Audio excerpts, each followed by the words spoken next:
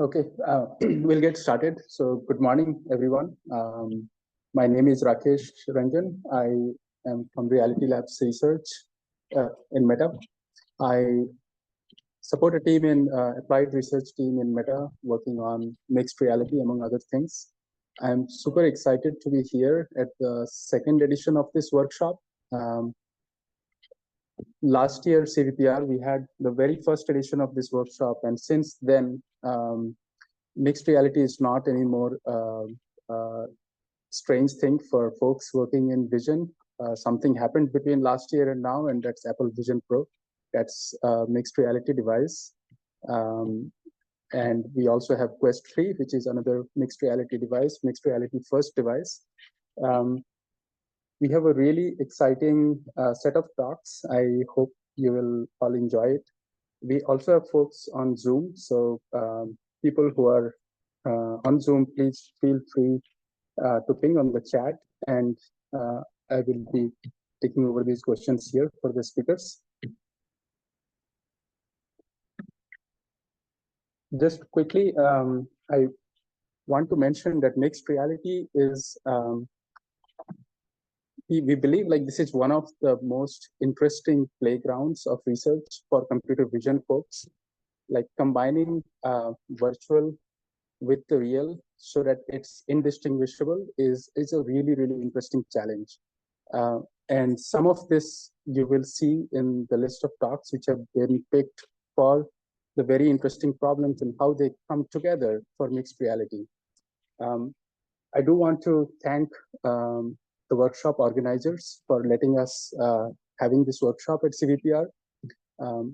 But I also want to thank first my co-organizers of this workshop, Peter Vajda, Xiao Xiang, who's here, Vikas and Andrea.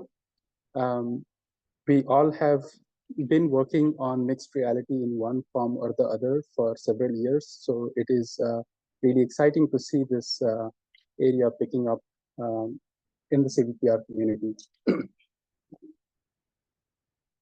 We have a series of talks, starting with the talk from Doug Landman. And in between the talks at 10:30, we'll take a 45 minutes break in which you can also check out the poster sessions. We have a few accepted papers and which are presented as your posters. You can also go to the website of this workshop to check out the same program and with the details of abstract that you can find there.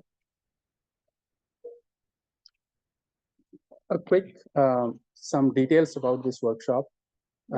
We have 5 accepted proceeding papers and 4 accepted as non-archived. We had about 30 reviewers who had signed up for reviewing the submissions to this workshop, out of which 24 participated in writing very high quality reviews. So we thank all the reviewers who did the hard work. Each paper received about 2 to 3 reviews. Thank you again for all the authors and the reviewers to make this workshop so good. I won't take too much of your time. I will hand it over next to our keynote speaker, Doug Landman. Doug is a senior director of research at Reality Labs, Meta, where he leads the display and systems research. If you have not read the articles, like there are published articles about the work that Doug and the team have done, you'd see a host array of display systems and very interesting hardware that Doug and team have built, and it's kind of leading the path forward for mixed reality. So I'm super excited to have Doug here, and I know the content of this talk is going to be extremely interesting and relevant for everyone. Thank you, Doug.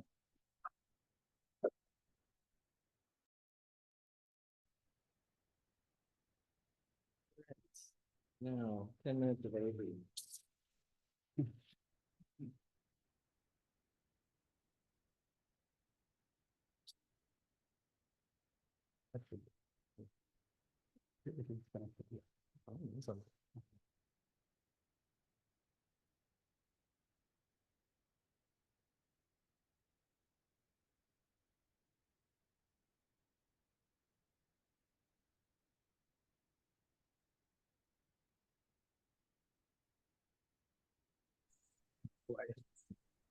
Share. Okay, good.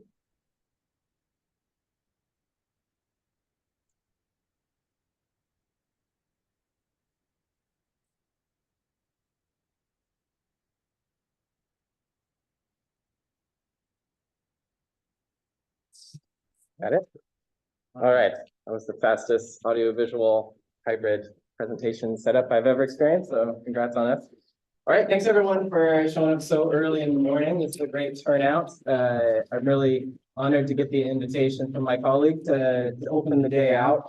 My background, I work across a lot of disciplines. A lot of my publications from me and my team, you'll see at SIGGRAPH, but we do publish here at CUPR.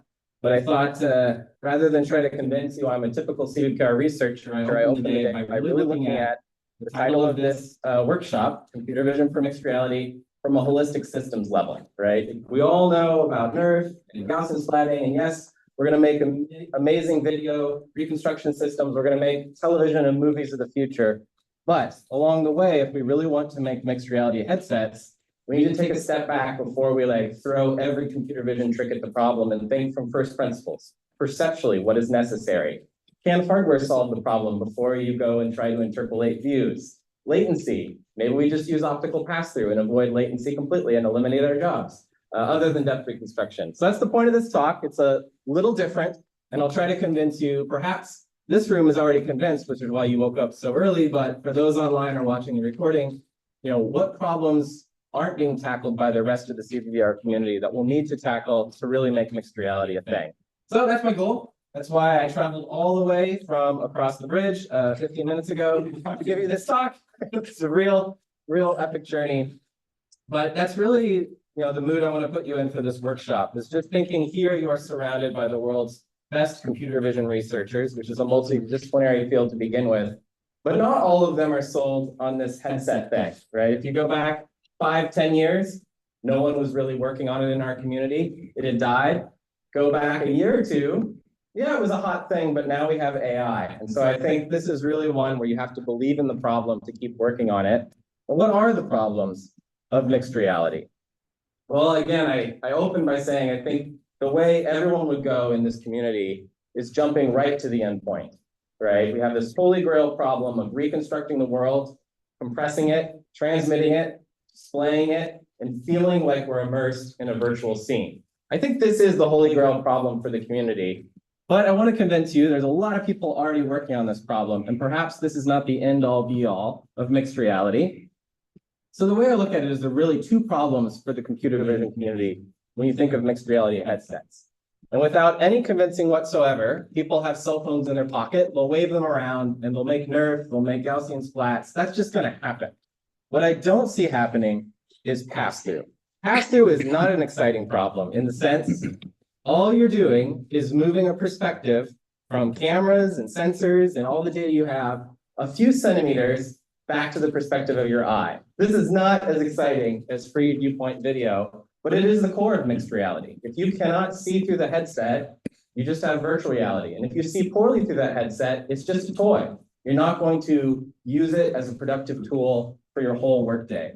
So this really is the core computer vision problem I see for mixed reality. Just moving a perspective by a few centimeters. But why is this so different? Well, first, it's hard. One of the reasons it's hard is you don't get to wave the cell phone for 20 minutes and collect thousands of photos or hundreds of photos. You get a couple perspectives, maybe some depth sensors, maybe some external sensors if you're lucky. You have to do all of this in real time, potentially on a mobile device because the cloud is too far away and latency is going to kill you. And because you are trying to compete with optical see-through devices, you have to do this at a fidelity that someone's willing to wear this, at least at their desk for a full workday. Imagine what that would take, right? No device has passed that bar. 9 hours looking through sensor data reprojected. It is far more difficult in my mind right now to make a real leap on this problem than it was to introduce neural radiance fields. And so that's why I'm here. is to convince all the brilliant people in this community that perhaps this problem, despite how boring it is to move a camera a few centimeters, is the absolute core of the field. It will determine in 10 years down the road if we're all using optical see-through headsets or if mixed reality still is valuable even in a world where we figured out optical see-through. Okay, so the core problem is distortion. And what I've been mentioning so far are pass-through errors, which is, of course, the first order thing. You have a camera, it has a fixed perspective, it has a center of projection, so does your eye, roughly. We need to move that those few centimeters. But when you step back, here's the part of the talk where I start thinking at the system level. There's a lot of distortions in virtual and mixed reality, a huge number of them. The lenses introduce distortions. We'll talk today about something you may not have heard of, called ocular parallax, latency, head tracking, so on. Every single one of these needs the care and attention of just reprojecting camera data in real time. And this is just one of many problems you have to solve along the way. This is just the distortion problem. So the other things I'll talk about today, again, it moves us towards hardware, which I know is not the happy place for the CVPR community, but some of us do need to work on hardware. If we're to create something that's faultlessly realistic and competes with optical see-through, we have to have a sufficient dynamic range that you want to actually walk into your backyard wearing this headset. We need enough resolution that you can read everything without popping your headset up and down. We need to support accommodation, which is a problem no display you currently have needs because it's all correctly focused because it's pixels in a physical world. All of these things have to be solved in the context of real-time pass-through. This is why it's a grand challenge. So it's a grand challenge, it gets a grand name. Myself and my friend Gordon Wechstein, we call this the visual Turing test. Perhaps it was a bad name because we're already passing the Turing test in AI. So I think this one will strangely be passed after the AI Turing test is passed. But this is the goal, make something faultlessly realistic. So let's start really at first principles. I know the temptation would be, all right, let's get like the latest, greatest multi-view reconstruction. Let's water it down. Let's make it real time. That is what we do in the current products. But let's just start at first principles and see if we can just avoid the problem entirely. It's probably not the way you were taught in grad school to think, right? Your advisor's like, all right, we went to this workshop. Everyone's working on NeRF and Gaussian splatting. We're going to try this thing and work on headset. Apple gave us access to get like the raw data. Let's go. But the thing you should do as a graduate student is you should reject the premise that you matter at all. Can't we just make these headsets thin enough that you don't have to do anything other than rectify the image and project onto a plane, basically billboard the data, right? If you thought about this in this room, I encourage you to think about it because it is a valid solution, right? Some people call this direct pass-through, right? Just taking the cameras, getting them as close to your eye as possible, and then just doing like basically an interpolation. No depth reconstruction, no anything. And the question is perceptually, is that good enough? Right? When we render in a virtual reality headset, we're not carefully measuring where the center of projection of your eyes really are. We could be off by a few millimeters easily. If you moved the IPD adjust or the eye relief, you could be off by as much as a centimeter. People don't seem to complain about that. There might be more tolerance here than we know. So this is where we should really start as a field, is what is the problem we're trying to solve? So it took us a few years to tackle this. It's psychophysics. So now we're getting a little away from CVPR, but this is what we did. We decided we really needed to understand this problem before we tackled the pass-through problem itself. So last year at SIGGRAPH, we published work that took not half a decade, but getting close to that to build. So here's what we did. First, it's psychophysics. So we made this crazy contraption where you can see our mechanical engineer, Joel Hegland, who designed this. He's sitting on this table with a byte bar. He's moving these little encoders, basically these little dial wheels to adjust where his head is, and then we can see these fiducials lining up, right? And then he can look into the system, and within fractions of a millimeter, we can get exactly the center of projection of his eye. Now we know how the eye is capturing an image when it's fixated on an object. The next step to study the distortions and our threshold of perceiving them is to build a device with no distortions. And so this goes back maybe 10, 15 years when 3D TVs were popular. We built a 3D TV. They failed so heavily you can't buy one anymore. So we had to get an OLED TV, hack it a bit, and run our own shutter glasses. So this is the downside is, you could go to eBay and try to find these things, but even those are hard to find. So we built a nice, very nice 3D TV, with a controlled byte bar. We know exactly where the center of projection is. We have a rotary encoder, and we have a distortion-free 3D display system. Everything's calibrated to death. So now we're back to CUTI. This is like a calibration problem.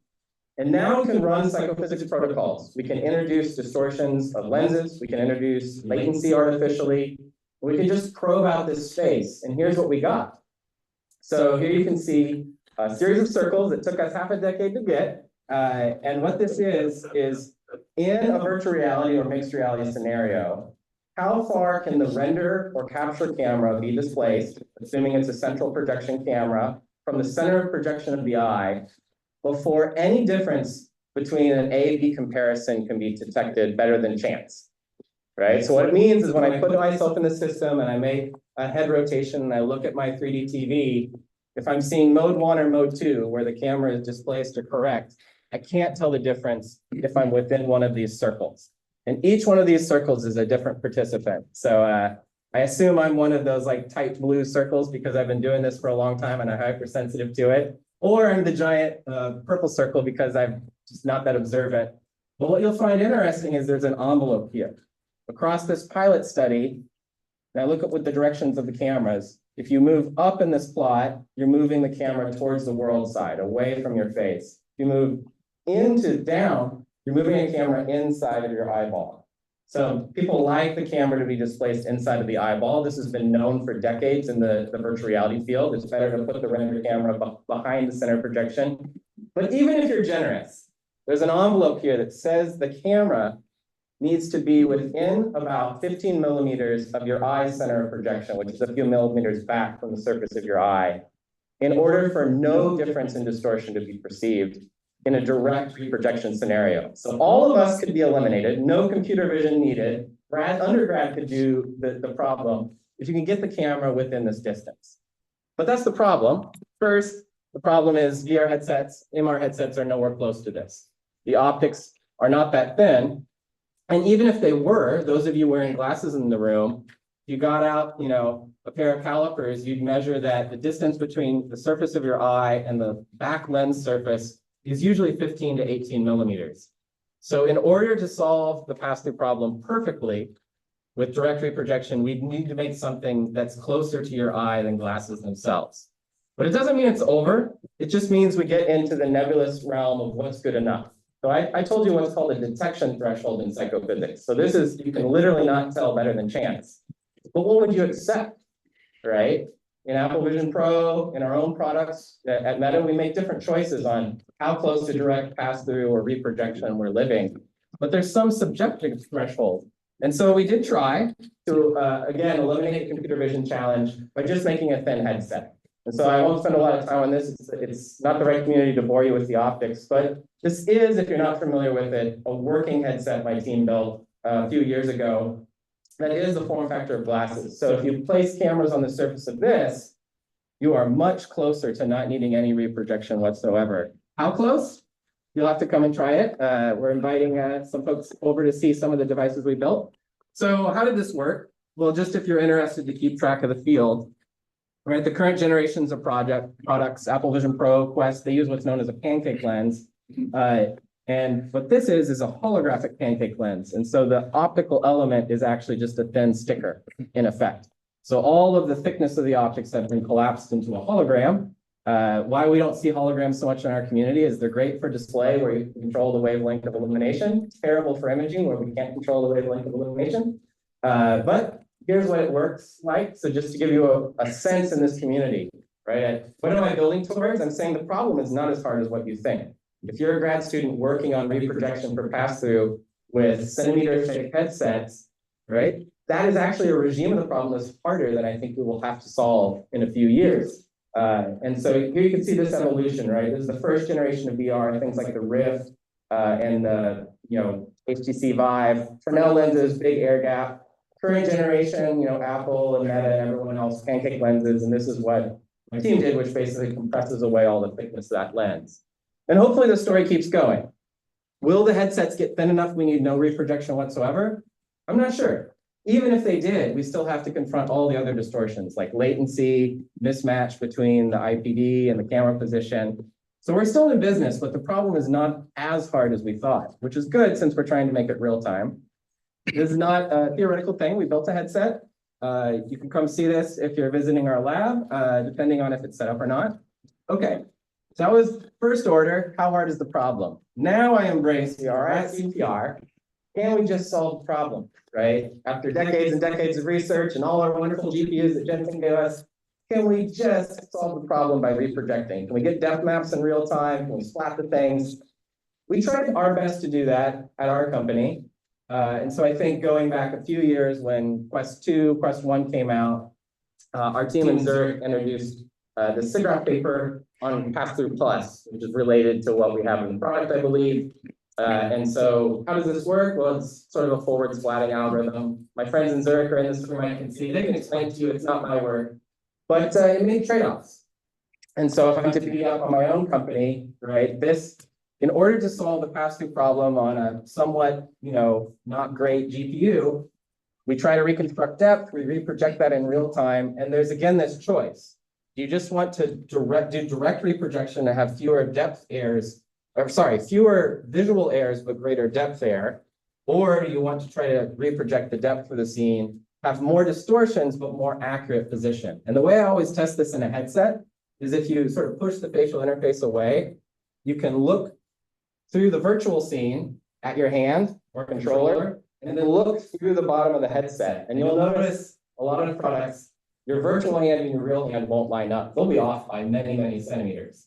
So if you do something like this, it may look bad on a video, but it actually does that reprojection path much more accurately. That when you look through the headset, a near field object actually lines up. And why does that matter? It could matter hypothetically, or not hypothetically, my hypothesis would be after hours and hours of use over the day in the near field, using tools, manipulating objects, that depth error could manifest as discomfort. It also adjusts the gain of your system, like your grasping gains, your visual gains. And so I think it's an interesting choice. Would you rather take distortions to be more metrically correct, or would you rather look good? And right now, it's not clear in the field what to do. But our hypothesis on the team is we must get to true metric reconstruction in real time. And so I don't know if, there he is, Lei Xiao, guy in the back. He's wearing an orange lanyard, so you can tell him very clearly. Lei took this mission on, again, starting like half a decade ago, practically. So these problems take a while, even for a well-staffed industrial team. We introduced what we call neural pass-through, and of course, at the time it was hot to throw neural in front of everything, so that's what we did. But that was really the goal of this project: is take a headset, since I'm in a hardware-based team, throw any sensors you want at it. You can have 20 cameras on the headset, don't care. You can have depth sensors, do whatever you want, go crazy, and throw as many GPUs connected over a tether as you can get. How good could pass-through be with a talented computer vision team driving this headset? And so we didn't want to wait around forever. And we also wanted the community to be able to bootstrap this. The downside of working in industry is people often say, that's all cool. We'd love to do these perceptual things. We don't have the funding. We don't have the right team. So we intentionally made a headset that we thought any talented graduate student could replicate within reason. So this is actually a pair of connectors just ripped apart, put on the front of the headset. I'm sure it's like tooled aluminum and stuff, but technically this could be 3D printed. So we were hoping this is a design that anyone could replicate. Since you can get these cameras yourself, you can calibrate them. So that's what Lei's team did. And what we wanted to study was, of course, how hard is reprojection if you throw the best algorithms at it? And also, what role does depth sensing play? And Lei will be talking in just a little bit, so I won't steal his thunder. He developed all of this. I just managed it. But this is the basic pipeline. And it may look simple, but again, the point of this talk is if we're doing neural radiance fields with offline compute, you can be really fancy. If you are trying to, in 2 or 3 milliseconds, 11 milliseconds, reconstruct the entire scene at photorealistic quality on a mobile processor, you can't be too fancy, right? And so this pipeline is very simplistic because it needs to run in real time. And so that's the first sort of gotcha if you move in this direction of moving cameras by centimeters. The algorithms start being mundane, but you have to really be detail-oriented, and that's what they did. So here's a pair of stereo views. First thing, run RAF stereo, off the shelf. get a pair of depth maps. Turns out, after years of looking at this, we don't even use the depth sensor. That's how good, non-active stereo vision has gotten, is we actually found it worse using the depth sensor, which is good news for those who don't like hardware, is you don't have to be in the business of putting sensors on your headset, apparently. That was a surprise to me. I really thought the depth sensor would help. Then we do a little sharpening step just to get crisp boundaries and depth. Then just a forward slatting operation, which I believe is the same thing we do in Pass-Through Plus to reproject into the eye perspective, both the left and right eye camera into both the left and right eye. So each eye point now has two views. One nice thing is you have two cameras, so you can reproject between views and fill in a lot of the big holes. That's obvious. Now what do you do with the small holes? This is where we get clever with our algorithms. Here we're just sort of in-painting from the background as best we can, throwing it all through a fusion step and getting the pass-through image. So after, some number of years working on the hardware and software, again with high-end GPUs, this is the best reprojection we obtained. So compare this in your mind to the Quest 2 pass-through you saw. And remember, we're not trying to compete with direct pass-through here, which could always look good in a video like this. And so here, that's what you have to remember, is we're trying to reproject that camera by a few centimeters. So I could show you a perfect video if I just showed you the raw camera input. But if you were to wear this headset and see the perspective distortions, hopefully when you look through the edge and see your hand, it would be much more accurately placed.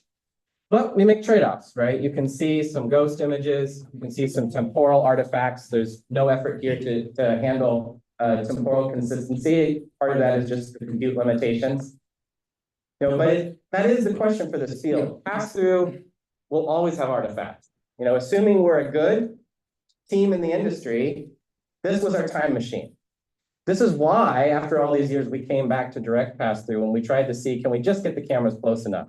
Because I do worry, if we're trying to just take camera data separated by a few centimeters from your eye and reproject it, even the best algorithms with nearly unlimited compute struggle.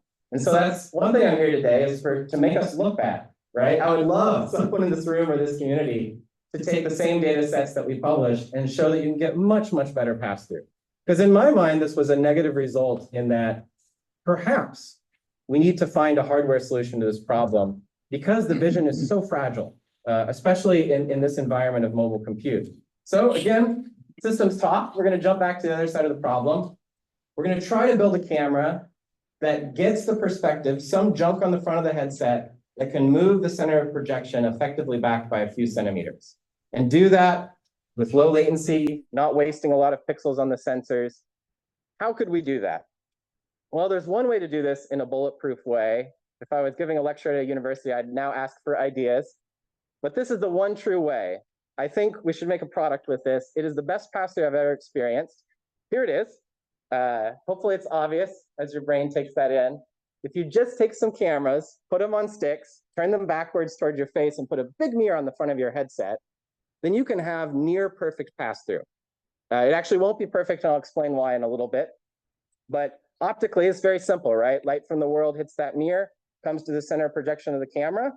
Camera reflects about the axis of the mirror.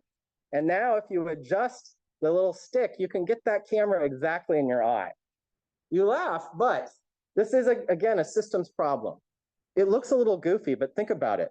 You could have faultless pass-through. So imagine you were working a full workday, and you'd have to experience the neural pass-through I just showed you, or this, right? As a hardware engineer, right, I could make that camera have almost no torque on your head, right? There's just grams, carbon fiber rod, and then you just have this trivial computer vision problem of in-painting this little stick.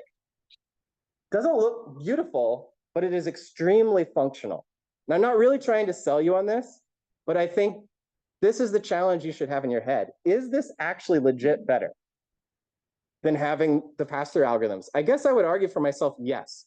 If someone put a gun to my head and said, you must work the next week in pass-through, I would choose this for sure over any algorithm whatsoever. I think I'd come out less nauseous in the end. But again, not trying to sell you on it, but it does work. So this demo did not take years. This demo took months because it's just a camera on a stick. But here you can see we took Rift S, which was a good headset at the time, put a little camera on the stick, and then we're toggling between the native Rift S pass-through, which is very distorted. That's gotten a lot better. I shouldn't beat up on my product friends. It's improved a lot over the years. But you can tell, right, when I toggle to the camera mode, we're not trying to impate the little sticks at all. But this thing, right, another thing about the work we do is, again, we're thinking about these students that don't have the resources to necessarily, or the time to pursue the things that we've done. This can be replicated. And this is a great psychophysics test bed, right? You can now actually run user studies with this thing instead of this VR cave. And so it's one of the reasons we introduced it. It's also a great benchmark, right? I love A/B comparisons. And so if someone claims they have great pass-through, you put your sensors on this headset and A/B with the cameras on mirrors, and we'll see how good your pass-through is. So this is a little trick. Why it's not a great product is this. So you can see this is still in my pretty paranoid about COVID phase. So like no one else wearing a mask, but I am. So it's like a Star Wars looking character. But here's Eric Pennar, who's the software engineer who developed a lot of the work you're seeing on the software side. That would not look great as a product. But if I was working alone in my office, maybe it would be fine. But we know we need to do better. And so this little toy experiment, you know, we walked around in the office and we had a lot of fun, like having conversations with this crazy thing on. But we did get a chance to see what great pass-through could look like with real problems, right? You're still looking through a camera. So you have latency, you have distortion, you have, you know, all the problems, low dynamic range. You're still seeing through cameras. So there's still those problems that you have to solve in this device. But we said, okay, can we have the exact same effect, perfect pass-through, optically, with very little compute, in something that doesn't look ridiculous? And so Grace Kuo and our team led that effort, who many of you may know. She's very active in this community. This is a publication we did last year at SIGGRAPH. We call the obvious name, Perspective Correct VR Pass-Through. But obviously those in this room are probably familiar with light field cameras. That would be the first thing you'd think of, right? What's a flat camera I can chunk down on the front of a headset that then I could process all those rays and get a center of projection back from the headset? We knew about that. We even had interns work on that years and years before this paper, but light fields are always a terrible solution to all problems. Lose a ton of resolution. No matter how many cameras you put on that thing, you're still gonna have a perspective projection problem locally. And so it just didn't seem like light fields were the right way to tackle this. But Grace figured out a new type of light field camera, which I find hilarious because one of her PhD co-advisors is Ren Ing, the inventor of light field cameras and Lytro. She invented a light field camera that is as little light field as possible. And so I won't go into its design too much, but it's a very simple idea in hindsight. You place apertures within in the light field camera between the microlens array and the sensor, and those apertures limit the bundle of rays you collect to just the central perspective you want. So it's a light field camera that can't refocus. It's a light field camera, or can't refocus very much. It's a light field camera that can't change perspective. It can't do any of the light field tricks because it doesn't need to. The only trick it needs to do is optically be equivalent to a camera where your eye is located. And so that was Grace's insight. Got her a SIGGRAPH paper, so that was pretty cool to have a new type of light field camera. So here's the gist experientially of what we did. If you just throw a camera, say 32 millimeters in front of the eye, that would be typical for a modern pancake lens-based VR headset. And then you look at a camera that's actually where the eye is located. This is the real perspective distortion we're trying to correct. Again, I told you this is not an exciting problem. It's not much, but it makes all the difference when you're wearing the headset.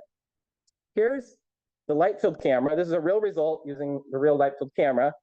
And so you can see there's some artifacts, you know, but the resolution hasn't been greatly degraded. You know, there are some optical aberrations, there are some distortions, but the perspective distortion is solved. And so it is possible to make cameras that avoid this problem. And this is actually overkill based on the vision science we did. This is taking the perspective and getting it all the way back to the eye. We don't actually need to do that. We just need to get it within 15 millimeters of the eye. So we could get this to look even better. So I'm not sure where I'm going here other than selling you on the problem that vision has to solve is so very subtle now, right? It's actually a hopeful message that you don't have to take cameras that are, you know, super far away from your perspective like this, right? We may be able to give you cameras that just need fixing up from here. This may be doable in real time. So here's the widget. It's actually not very complicated to build. You just order a bunch of lenses from Thorlabs, make a little 3D enclosure. And what you see here is you're looking through the microlens array back at this aperture array that Grace introduced. And you can see this is how optically it's equivalent to a pinhole camera that's back behind this lens array. So it's a thin camera that when you look into it, you can see the entrance pupil. Hopefully this sort of optical stuff makes sense to you. It's old school physics. The entrance pupil is about 3 centimeters back. So when you turn from the side, though, the lens array is just a couple millimeters thick. So it appears to be a magic trick. And if you put a large sensor behind it, you capture an image from that perspective. But it's still light field. And so when you look at the raw sensor image, there's a lot of wasted pixels. That could be improved upon. It doesn't lose as much resolution as a typical light field camera, but it hits all those normal limits. The lens array has a right F number to get the fraction limited resolution at 30 pixels per, or 60 pixels per degree. And there's still challenges here, but it can be built. So we did take a few years. We iterated through this. Any of you visiting our lab tonight, we are demoing this one, so you can play with it. And so this one we call Flamra, which is a flat camera. And here's what it looks like. So this is ground truth. This is the way all pass-through demos should go. And then you pop the headset down. And it does work within the limits of the sort of medium format sensor we're using, the frame rate we can read it out, how fast we can do a little bit of interpolation to fix things up. But the other thing is by thinking at the hardware level, we can solve a lot of the computer vision challenges that will befuddle this community. Thin objects, semi-transparent objects, reflective objects. You just have a correct perspective. And so again, this is where I'm not convinced algorithms are the right way to go. The light field camera is not perfect. It would have an enormous chunk of silicon on the front of the headset. That would be very expensive. The resolution isn't perfect, but it gets us very close. And so at least for this small group in CVPR that's willing to entertain hardware, that's what I encourage you thinking about. Are you working on the right problems when you're just throwing depth sensors and cameras on a sensor? Someone needs to do that. But I'm not convinced it's going to get there. And I think we should be open to the hardware that can get us there. All right. So now I'm going to jump back to one type of distortion that is even less exciting if you solve, but is potentially the final step to really making perfect pass-through, is solving something known as ocular parallax. How many of you heard of ocular parallax before? Good. I'm not wasting your time. This is new. Will you regret the next 5 minutes? I don't know. It's extremely subtle distortion, but some of us in the community, like I mentioned Gordon Wetstein and others, Bung-Ho Lee's lab at SNU, we've been looking at this for a few years, and let me just go into what ocular parallax is. So this is a slide from Brooke Grodanchik at Stanford. I mentioned where is the center of projection of the eye, right? Way back at the beginning of the talk, I mentioned how we had that mechanical engineer line his eye up to get the center of projection of the eye in the correct place. But where, if the eye is approximated as a central projection camera, where is that center? Well, for most VR headsets over the last few decades, no matter what era we're in, a lot of people chose to put the center of projection for rendering at the center of rotation of the eye. And if you think about that plot I showed you earlier, that's actually a good choice. You're moving the camera behind where the real center of projection of the eye is, which is forward by about 7.5 millimeters. You're moving it back, so you're less tolerant to eye relief changes. But the real center of projection is forward. And so what this means is if you render a fixed perspective in VR or MR, and then the eye moves, there is parallax. And this micro parallax is called ocular parallax. So here's a rendering from one of my former interns, Robert Conrad, who has a cool startup now. And this is exaggerated parallax, but we all know what parallax is. But we have this lever arm, right? The center of projection, the camera is effectively on a stick, 7.5 millimeters forward from the center of rotation of the eye. And when I look at the world and I saccade around, your eyes generally move plus minus 20 degrees or so, roughly, plus minus 15 on average. And so you have this lever arm, and then you're taking that central perspective projection, you will get this micro parallax. Obviously, things at infinity won't move at all, but things in the near field will. And so there's a question, does this matter? Because if it does, everything I showed you is flawed, even if it was perfectly engineered. A camera on a stick doesn't move with your eye. You still have to reproject. The light field camera I described, you need to have enough light field resolution to re-render for this moving thing. And so the question is, does this matter? This tiny little micro parallax. Well, there's been a long debate on these things, but the most recent work is from Stanford, this team I just mentioned, Gordon's team. And they went ahead and just jumped to the endpoint, which is take an eye tracker, and for VR, tie the render camera to the eye tracker position and see subjectively, does it help? And so here's your normal VR headset with your Pupil Labs eye tracker, I believe. This is what Robert built. You're looking around. So now I can just try to calibrate for that user and hook the render camera in real time. You just see this little micro parallax. Does it matter? It certainly exists. This is a real phenomenon. We ignore it in all products, all VR headsets. Doesn't matter. And if it does, there's this cool wrinkle that mixed reality pass-through has to solve to truly say we've solved pass-through. So this debate is very old. This subtle problem has been around for a long time. So the original stereoscope introduced by Wheatstone, 1838. My understanding is Wheatstone didn't believe ocular parallax was a thing that mattered. You could ignore it. Obviously, Viewmasters and everything that came afterwards ignored it. But his rival, 1844, David Brewster, somewhat more detail-oriented scientist, it appears, he wrote a treatise where he said, yeah, it does matter. Ocular parallax matters. He gave it a name for the first time in 1844. He explained why it would occur, basically like looking at cards in front of your face, and said it probably mattered. And so they had that debate. It was promptly forgot about because, we're talking the late 1800s. People aren't going to be like doing mixed reality pass-through where they care about these things. We forgot about it, but now we're far enough along in the technical development that we could solve this if we wanted to. Why don't we? We need to run the psychophysics and find out. So here's some of these papers, but I'll point out that we always forget things in the field. This was actually looked at the last time VR was popular. So around 2004, Janique Rowland, who's one of the two main scientists leading virtual and augmented reality at this period of time and to the date, she introduced this. She called it Albertian airs. I really recommend reading this. And she really worked out all the geometry, basically for fixed eye points, considering the IPD, the eye relief. There's a debate. Where is the center of projection of the eye? Is it the nodal point of the eye? Is it the center of rotation of the eye? Is it some other point optically of the eye? But she introduced a very simple geometric model. And so this model allows you to predict perceptually what is the level of detectability of these artifacts. And so this is the science part I find interesting, is the jury is out. If we look at Janique's work in 2004, she concluded that ocular parallax is negligible within even the most stringent conditions. So, hey, Apple, hey, Meta, way down the road, you'll be happy that you can ignore this problem. That's what Janique said. I doubt she's in the room, but I haven't heard this challenge since then. And here's the Stanford group saying, of course, in a SIGGRAPH paper they wanted accepted, significant improvements in display and shape distortion are achieved by rendering with ocular parallax. So which one is it? Does it matter or not? Well, I think all problems can be solved with PowerPoint.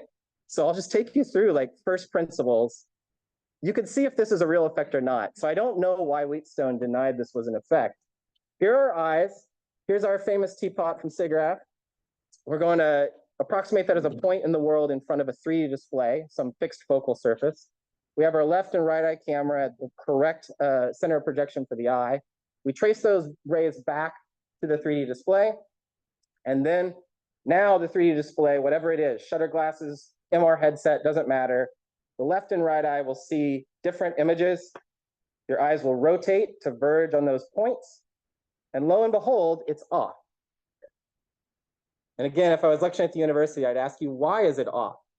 You just saw me trace all the rays.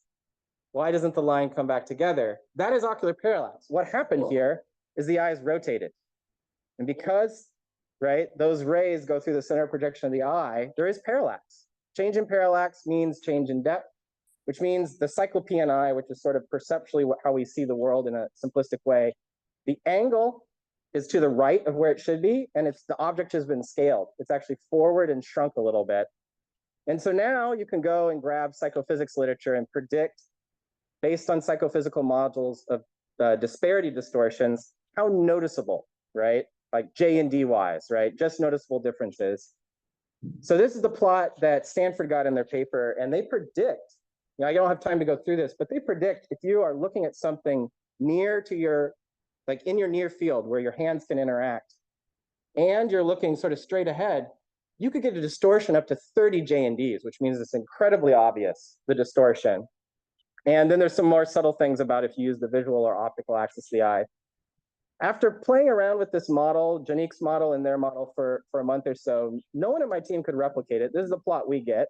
I'm not sure exactly. We never quite tracked it down. We tried syncing with Stanford, but we also predict something even stronger. We flip the sign and we see something more than 30 JND. So this is apparently a problem.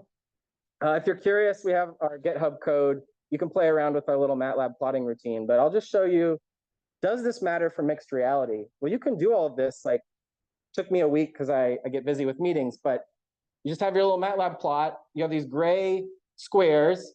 You're looking out at a world full of cubes, a sea of cubes. And the blue is where you would perceive the objects to be if you don't render ocular parallax correctly. And so here you're seeing, as I fixate in VR or MR, from near to far, you can see the whole world actually shifts significantly. And these cubes are like centimeter scale, but they're actually moving by centimeters. So it appears I'm more on the side, even though I couldn't replicate what Stanford had exactly, I guess I'm on the side of Brewster, that this effect does matter, which means cameras on sticks, light-filled cameras, reprojection. If we really want to nail pass-through for many, many hours a day for weeks of the year, this problem is open, right? So this little pass-through problem is perhaps a little harder than we thought. And it occurs throughout all VR and MR experiences. So here's another one where we're looking at basically, if you don't, like I rotate the little dial and I adjust the interocular distance on my headset. If you don't actually update the render camera positions, you can get huge distortions in the scene, which means like mismatch between the IPD and the render cameras matter a lot. And then this is the classic test you should all do for studying MR and VR. It's called the vestibular ocular reflex. Basically, you're rotating your head and you're looking at something in the world. You can get quite large distortions. Now, we could go down a long rabbit hole of whether these distortions are perceptible away from fixation or not, but that's for a different community. I guess I'd say jury is still slightly out on if this matters, but you certainly can geometrically show the effect is real. Okay, now we're getting to the tail end of the talk, and hopefully time for a few questions if we have it. Let's assume we do all of this. This is my other favorite way of thinking. Henry Fuchs at UNC has this wonderful saying I love called, "If only we're so lucky." If only we're so lucky we solve all of it. We make real-time algorithms, make perfect pass-through. We are able to create high dynamic range pass-through. What do we have at a product level, right? So this little part, I'll convince you, like, there's always more work to be done. What we have would be this, right? Here's my colleague Nathan Matsuda and Dusty here having a conversation. We did this. When we first started working on these pass-through things, we'd wear VR headsets and have conversations, with bad pass-through. But the problem would be we'd create an opaque headset. And so years ago, before Apple Vision Pro, because you've all seen this now, we decided something was missing. And so there's actually a reverse pass-through problem too, right? If you cannot see the user's face, you cannot have a natural social interaction. And so our solution to that ended up being the same as Apple's. We put a light-filled display on the front of the headset. I don't have time to go into this, but I'll say for those of you who like light fields, it appears this has a role to play. I haven't found a better way to do this trick.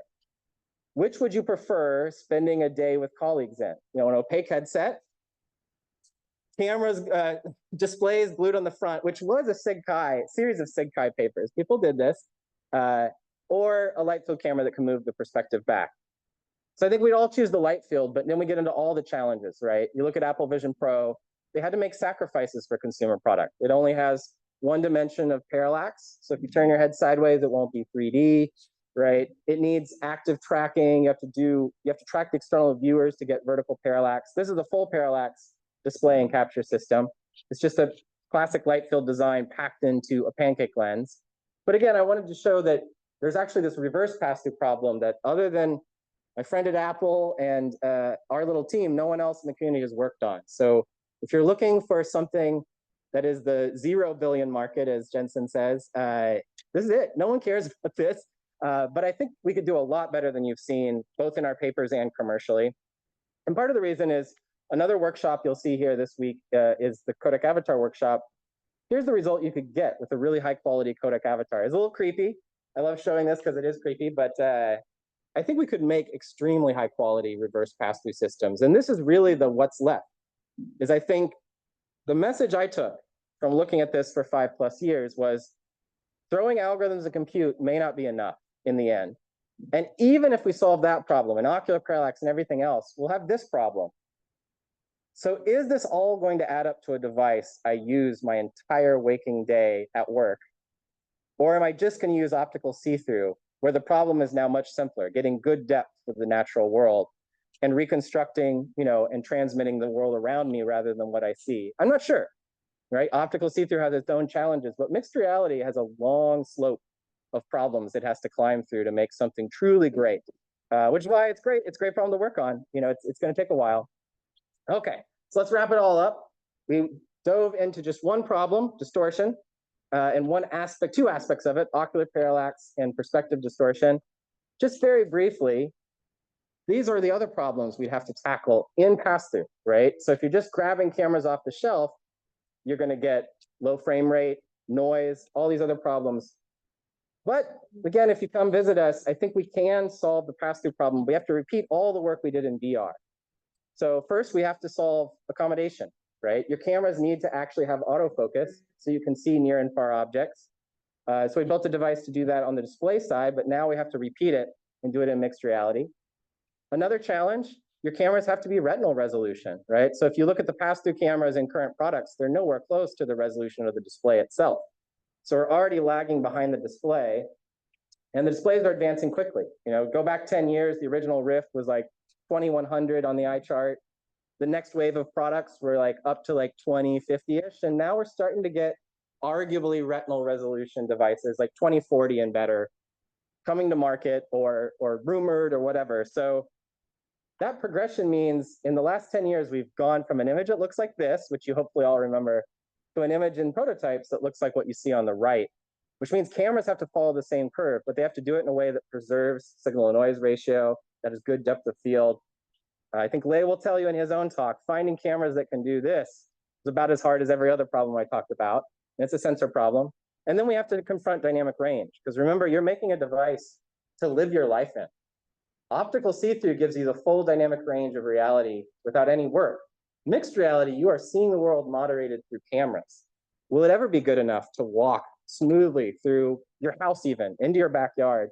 It's not clear, but we certainly want more. So we did a little psychophysics study with our HDR headset and found that most headsets today on the commercial market are about 100 nit displays, dimmer than most monitors. And that if you give a user the ability to make them brighter, they will obviously make it much, much brighter. So that's something that also needs to be solved, but in a power-aware way. So there you have it. There's always one more thing. So I'll tee Lei up that if you can do all these things, now we get to the fun stuff. We recreated reality perfectly. Now we want to actually do mixed reality and transform reality. So the part I didn't talk about is, of course, all this, right? If I'm having a telepresence conversation, I'll need to not just in-paint little corners, I'll need to take objects out of my room and replace them with new objects, right? And then perhaps the whole point of this device was to be in shared non-traditional spaces together, right? So I want stylization of all this data. So the problem space just goes on and on and on. So there you have it. That's my talk. Hopefully you're a little less afraid of hardware and the problems are easier and harder than you thought. Thank you.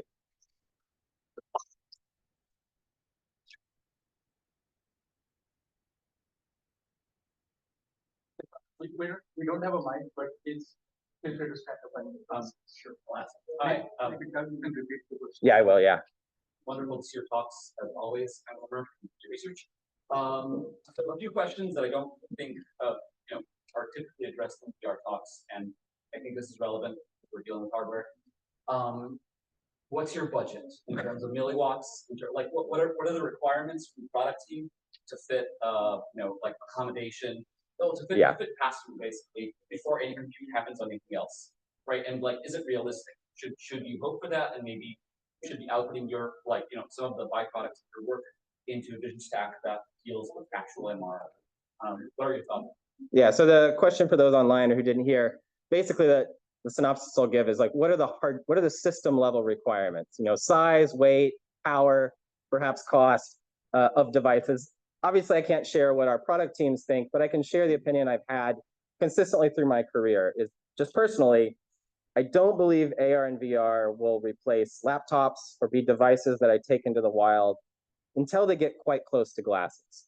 right? Some of that's social acceptability. It's just, we've tried diverging from glasses form factors, and the companies that have tried that have been pushed back heavily upon. The other part is just ergonomics, right? I could use a laptop very productively the whole year, God knows, 15 hours a day or something. I can use laptops without end. If I put something on my face to replace that display, it has to be comfortable for that many hours, right? And so I think just ergonomically, if I have head straps and facial interfaces and fogging, it's going to be uncomfortable. So my personal goal is to get to eyewear, both for VR, MR, and AR, all's the same. And so the question I think we all start with, we know the form factor, it needs to be glasses. You know, that's the genesis of that project I showed you earlier, making these glasses. I think the main thing here, ignoring power, is weight. How much can glasses weigh? Does anyone know how much a typical pair of eyewear weighs? Any guesses? 80 grams. How much? 80 grams. 80 grams? Yes. 80 grams, like normal, no, like glasses you wear, like from an optician. 80. I wish it was 80. So, so I think a rule of thumb I've sort of memorized, and I hope it's correct if I'm telling it to you, but the original pair of Ray-Bans, Wayfarers that Bob Dylan and everyone else wore, 50 grams, roughly. And those are extremely heavy as sunglasses and eyeglasses go. So you're talking tens of grams normally on your face at a cantilever of like 2 centimeters at most. That is a real tight budget. So can we go to 80? I think that would be I would love to see what a pair of 80-gram glasses weigh. Could we go to 150, 300? You know, because if you look at modern VR headsets, they're up at 500, 700, right? And that's why you need head straps and cantilevers and all sorts of things. So I'd say, like, for my team, this is the goal we've set. The industry has a path to do several 100-gram headsets. And if you're willing to put pucks in your pocket or whatever, you could probably get these things down quite a lot. Probably couldn't get them to like 20 grams. And so that really is the question. So optically, we're trying to get the weight out. But if you're putting cameras and reverse pass-through displays and all these other things on the headset, that is what we're looking at. Is like you're back to hundreds of grams. Are you better off having a lightweight optical pass-through system? Perhaps. So I'd say I would be surprised if anyone does 100-gram fully fledged MR headset, even with a tether. That would be a remarkable achievement for the field.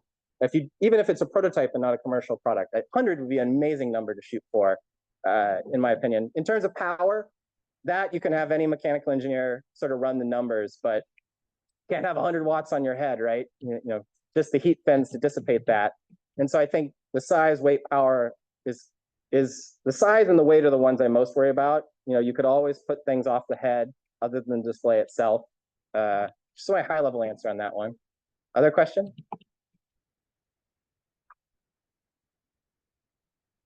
Yeah.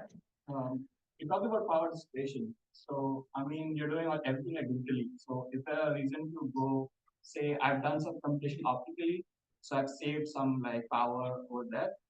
Like, so in terms of like, think about disparity that you're talking Yes. about, right? So, you've done these on the compute already there. So, you're very close to like, you can do a small like Yes. interpolation of algorithm, something to like solve for this. Yeah, so this is the classic computational imaging joint design. So for those online, it's like between the hardware and the algorithms, can we net be lower on cost? And I think that's a real question like my team sees all the time. Like if you take something conceptually simple, like this varifocal display, right, where I'm trying to change focus. Here, you know, how do you want to change focus, right? I could put a light field camera on the front and I could computationally change focus. Light field camera is going to be very expensive on sensing. You're going to need a lot more pixels to read out, right? So it's probably a super net negative. Like the sensor power is going to be way more than like what you save on just interpolating the images. And so I think this is the question. For pass-through, it'll be interesting to see like if ocular parallax really is a core challenge, how much optically do you want to capture that micro light field versus just hallucinating entirely? But I'm generally on the side of hallucination because we can do it pretty well in a small baseline. So I guess it's a complex question to answer because it just depends. Every system is a different answer. And I think for a research team like mine, I'll be honest, like we don't try to like find the final story in the trade space, right? We tend to do tethered devices to big high-end GPUs. And that's because we're a small team. We just want to develop without the mobile constraints. But that will kill some of these ideas I presented, right? Like the reverse pass-through, right? Imagine like you got to reconstruct the whole face, drive all those extra pixels. That's a huge size, weight, power cost on the headset, which is why you haven't probably seen it in any other products but one. So yeah, it's a good question. It's the right question. System work. Any others? All right, thanks so much.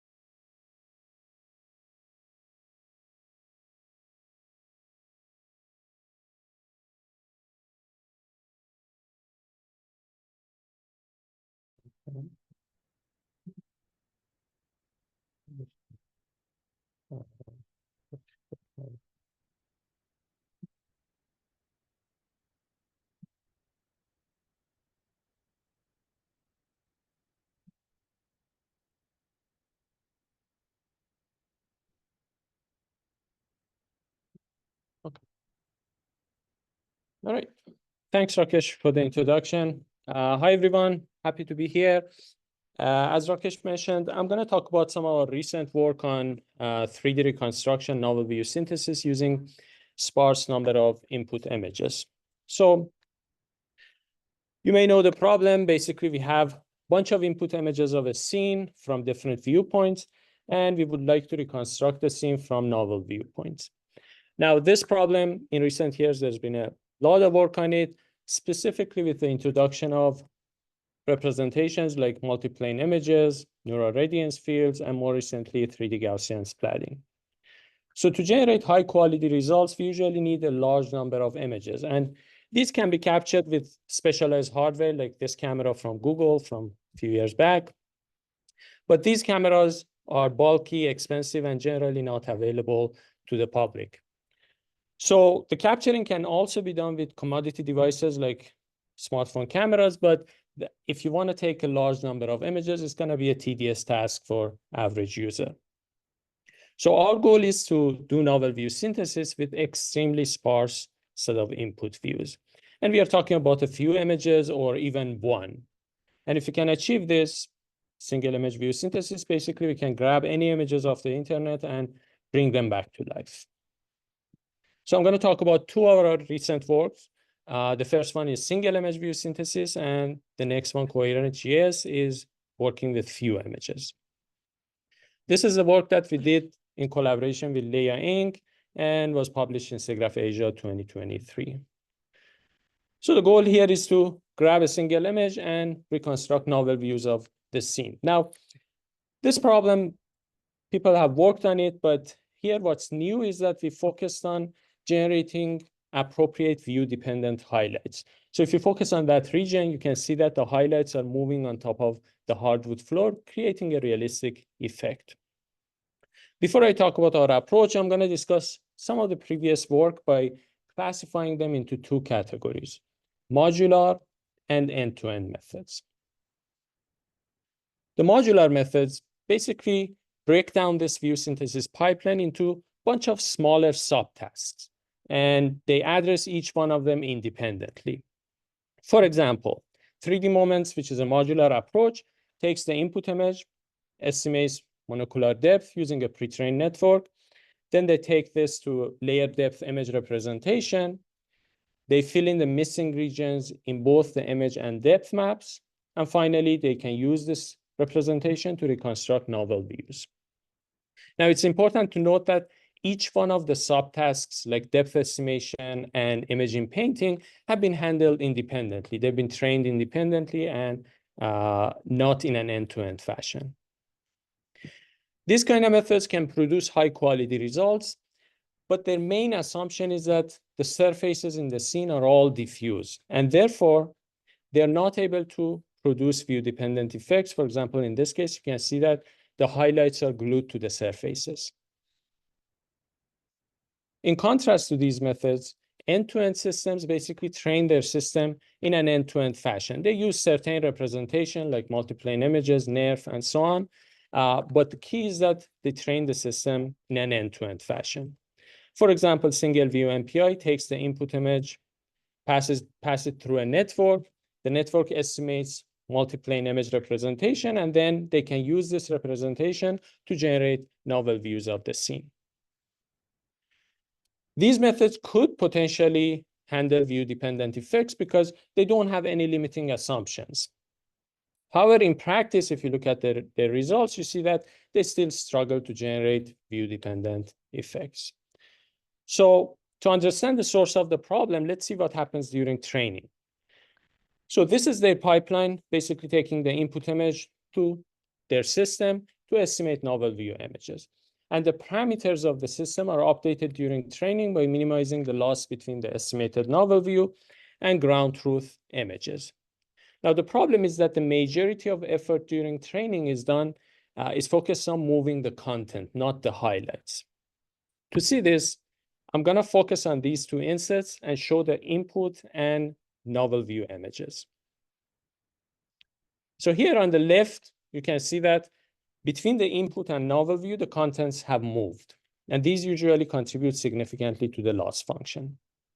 But if you look at the inset on the right, which is focused on the highlight region, you can see that the differences are minimal. And because of this, the system focuses mainly on moving the content and leave the highlights unchanged during training. So to address this problem, we looked at the image formation process to understand the relationship between the input and novel view images. Let's focus on this point on the table in a 3D scene. So the light from the light source reflects off of this point and arrives at a certain pixel in the input image. The same thing happens for the novel view. And these two pixels correspond to the same point in the 3D scene. But if you look at their position as indicated by the blue arrow, we see that they don't match. So one part of the problem in order to reconstruct novel view from the input images is to move the pixels to the correct location. And we call this pixel relocation, but it's known as pixel reprojection as well. But that's not the whole thing. So if we zoom into the pixels, we see that their shading is also different because the shading of the input is determined by this outgoing direction, but the shading in the novel view image is determined by the outgoing direction going towards the novel camera. So to fully reconstruct novel view images from the input, we also have to change the shading of the pixels, and we call this pixel reshading. Now, based on this observation, we propose to break down the entire process into two stages of pixel reshading and pixel relocation, and independently basically handle these two processes. So our reshader system takes the input RGB image along monocular depth, which can be estimated using a pre-trained depth estimation network. It also takes the position of the novel view, and it generates reshaded image. The reshaded image along with the monocular depth is passed to the relocator, which also takes the camera pose of the novel view to produce the final novel view image with correct view-dependent effects. We model the reshader using a neural network and train it. I'm going to talk about the process.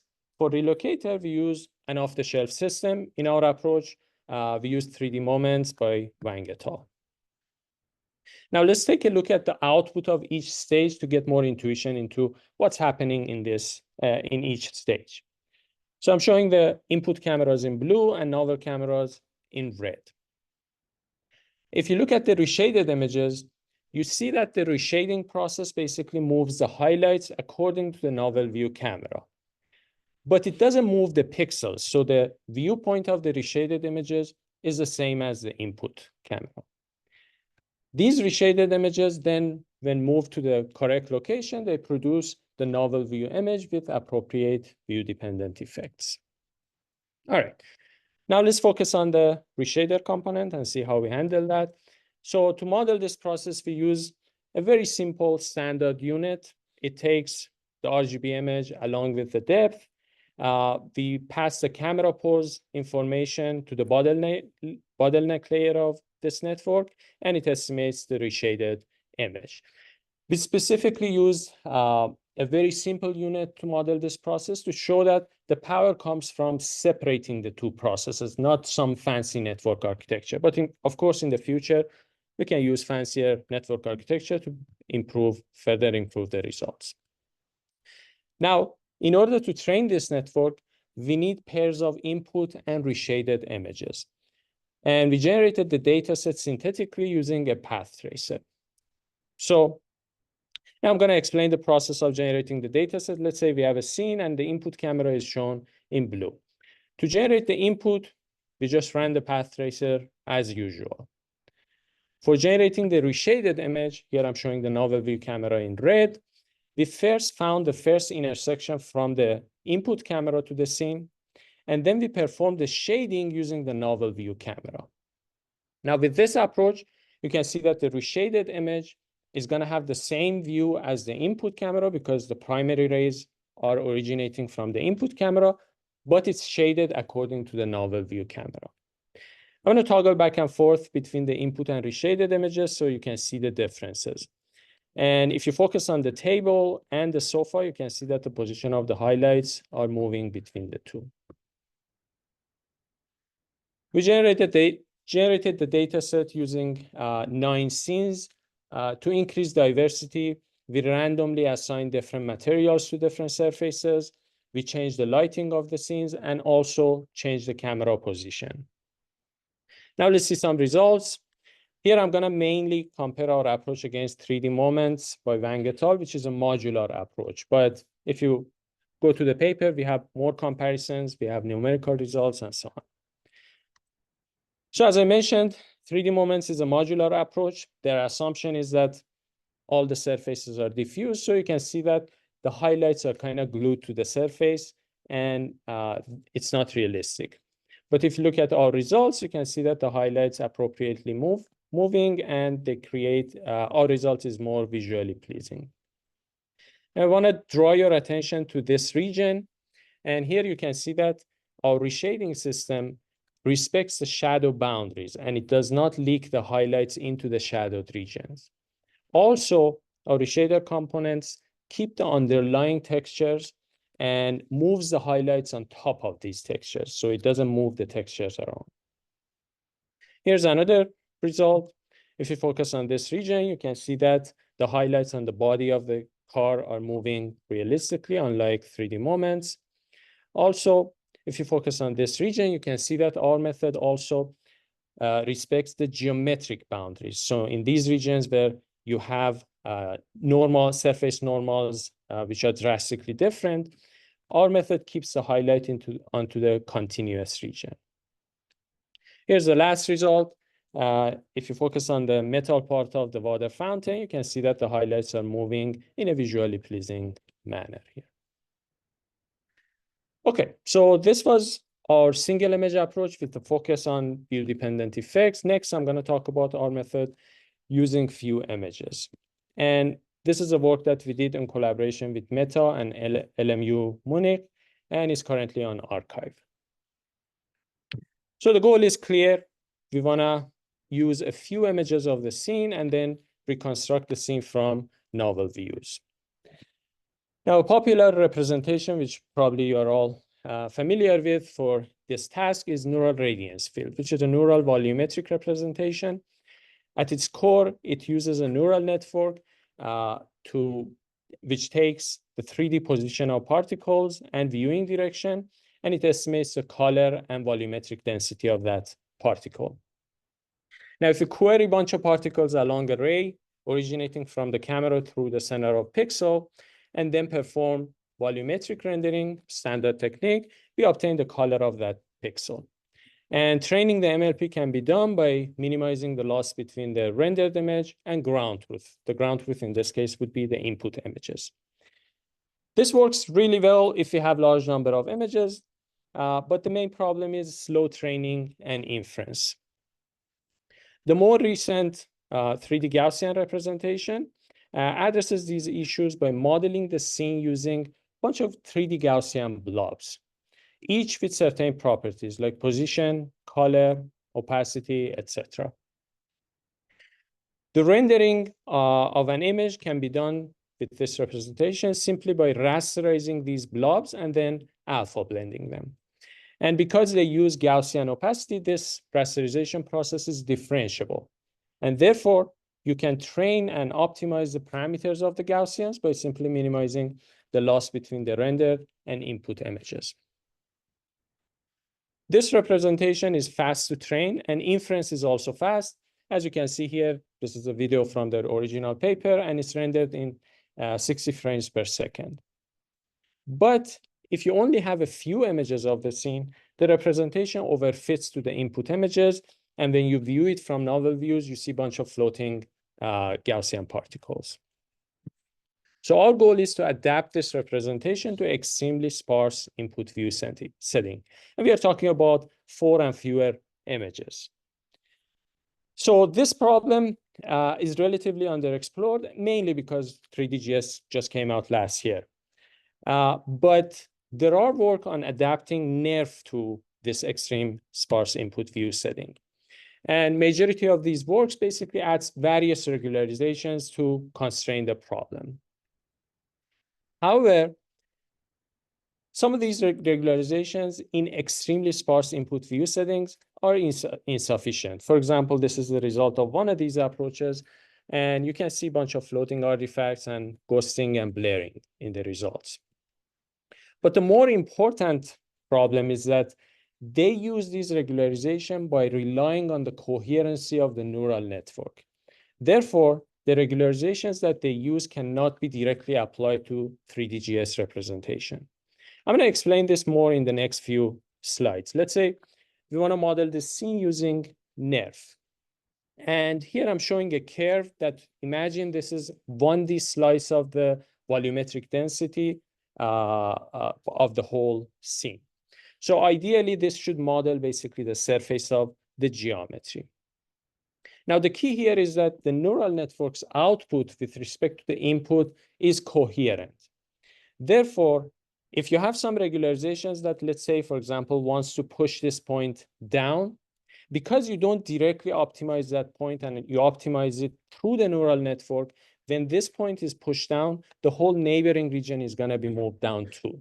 So when you do the optimization, surfaces are going to move coherently. And this is key for the regularizations to work. But when we look at 3DGS, it's basically modeling the surface with a bunch of independent Gaussians. So if you are performing regularization and you want to move this Gaussian particle down, none of the neighboring Gaussians are going to be moved with it. So our key idea is to introduce coherency to the Gaussian representation. And therefore, in our case, our ideal goal would be when we move this Gaussian, the neighborings also move with it. Now, the main challenge here is that Gaussian representation is unstructured. Our proposal to address this is to transform it to a more structured form in 2D domain so that then we can add our regularizations. And our proposal is to assign a Gaussian to each pixel in every image. So let's say image on the left, we assign 1 Gaussian to each pixel, and these Gaussians can be projected into the 3D space. The same thing can happen for the other camera. Now, with this representation, every Gaussian has a corresponding pixel in one of the input images. So we can control the movement of Gaussians and limit them along a particular ray originating from the camera. For example, this Gaussian can only move along this ray. Similarly, this Gaussian, which corresponds to the image on the right, can only move along this ray. With this representation, now we can control the position of Gaussians using a scalar depth value at each input image. So each pixel has a scalar value, which basically determines the z coordinate of the Gaussian particle. And because we can control the movement in 2D, now we can add our regularizations on the 2D domain. So our proposed approach has two stages. The first stage is initialization, which is basically placing the Gaussians in 3D and assigning initial color, opacity, and so on. And the second stage is regularized optimization. We have two sets of regularizations, single view and multi-view constraints. I'm going to skip describing the initialization. We have some ideas there, but the details are in the paper if you're interested. Next, I'm going to talk about our single view constraint. So as I mentioned, the movement of the Gaussian can be controlled by a scalar value at each pixel, the depth. But if we adjust these depths independently, we are not introducing any coherency to the Gaussians. So to do so, we use an implicit convolutional decoder to make the Gaussians kind of connected to each other. Implicit convolutional decoder is basically a series of convolutions and upsampling layers, which takes a scalar value and maps it to an image. In our system, the scalar value is camera index. For example, n equal to 1, 2, 3 for each one of the cameras that we have, the input cameras. And the output image in this case is the depth, which controls the position of the Gaussians in 3D space. Now, if you optimize the depth directly, we don't get any coherency. But we optimize the depth through the weights of the convolutional decoder. And as such, all the Gaussians corresponding to different surfaces are going to move coherently. And this is going to happen for all the input images that we have. For example, these are another set of Gaussians corresponding to the camera on the right. And when we adjust the weights of the convolutional decoder, they're going to move coherently. Okay, so this solves the coherency problem for each image, but still the Gaussians corresponding to different images can move independent of each other. To address this issue, use a simple idea. Basically, we first rasterize all the Gaussians from all the cameras to obtain the scene depth at each view. And this process is similar to rasterizing to obtain the color. You just replace the color with the depth of each Gaussian. And now that we have these 2D depth, rendered depth, we can apply TV loss to each one of the depth maps to enforce them to be coherent. And this automatically forces the Gaussians corresponding to different cameras to be kind of connected. Let's see some results. Here's a comparison against some of the other nerf-based approaches using 4 input images. So you can see FlipNerf has some floating artifacts. SparseNerf generates some ghosting artifacts. FreeNerf has floating and other artifacts. In comparison, ours is cleaner with less noticeable artifacts. Now, I want to note this region when the flower moves to the left side, you can see black basically areas underneath the flower. And these are the areas that are occluded in all the input images. You don't see these in the other methods results because they use a neural network, and network basically interpolates and generates some blurry content in these regions.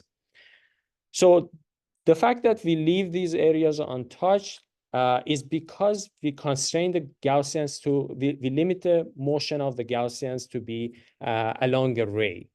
And this is kind of an advantage for us because we can in-paint these regions using a powerful diffusion model in a post-process to generate realistic 3D in-painting results.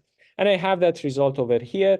I'm using 3 input images in this case, so the effect is more clear. On the bottom left, you can see our result with masked occluded regions. And on the bottom right, you can see the in-painted result, which you can see it has realistic details and it has a good 3D effect. Here's another comparison using only 2 input images. And if you compare it against the result of other approaches, you can see that our result has less noticeable artifacts, it's cleaner, and it has good 3D effect. All right, I'm going to wrap up the talk. So in conclusion, I discussed our single image view synthesis approach with the focus on view-dependent effects. We achieve this by breaking down the view synthesis pipeline into two stages of reshading and relocation and treating each one of them independently. I also talked about sparse view synthesis using 3D Gaussian splatting, and we achieve this with using a representation that can be controlled in 2D domain by assigning Gaussian to each pixel of every image. And we perform regularized optimization with two sets of regularizations, single view and multi-view. I would like to thank my students, collaborators, and sources of funding. Thank you, and I'd be happy to take the questions.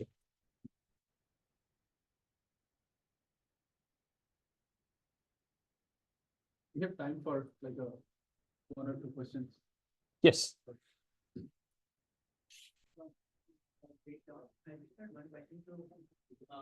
you mentioned that you constrain the Gaussians to along camera rays during optimization. Do you do the same thing even when you densify them? Great question. So the question is that we constrain the movement of Gaussians along a ray, and do we do the same thing when we densify the Gaussians? So original 3D Gaussian splatting has densification and pruning and all those processes. We turn those off. So we have one Gaussian per pixel throughout the optimization. We don't adjust them. We don't do pruning or densification. Yeah, thank you. Yes.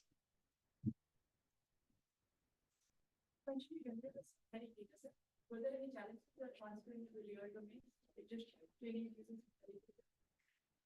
So the question is, for the reshader paper, we generated the synthetic data set. Were there any challenges in adapting that to real data? We didn't observe anything. Right off the bat, we trained it on synthetic data, and we used the same network on real data, and we didn't observe anything. Perhaps this is because the highlights that we see in real world, like the highlights on the surfaces, is similar to what we can render with synthetic data. So, and the method, basically, the network mainly focuses on these kind of highlights and move them around, not the quality of the rendering or geometry and so on. Yeah. Yes. In the center image, you have some refraction action that looks suspiciously good in the top of the bottle. Is that done by accident, or can you explain that? Did you get anything accidentally more than what you expected?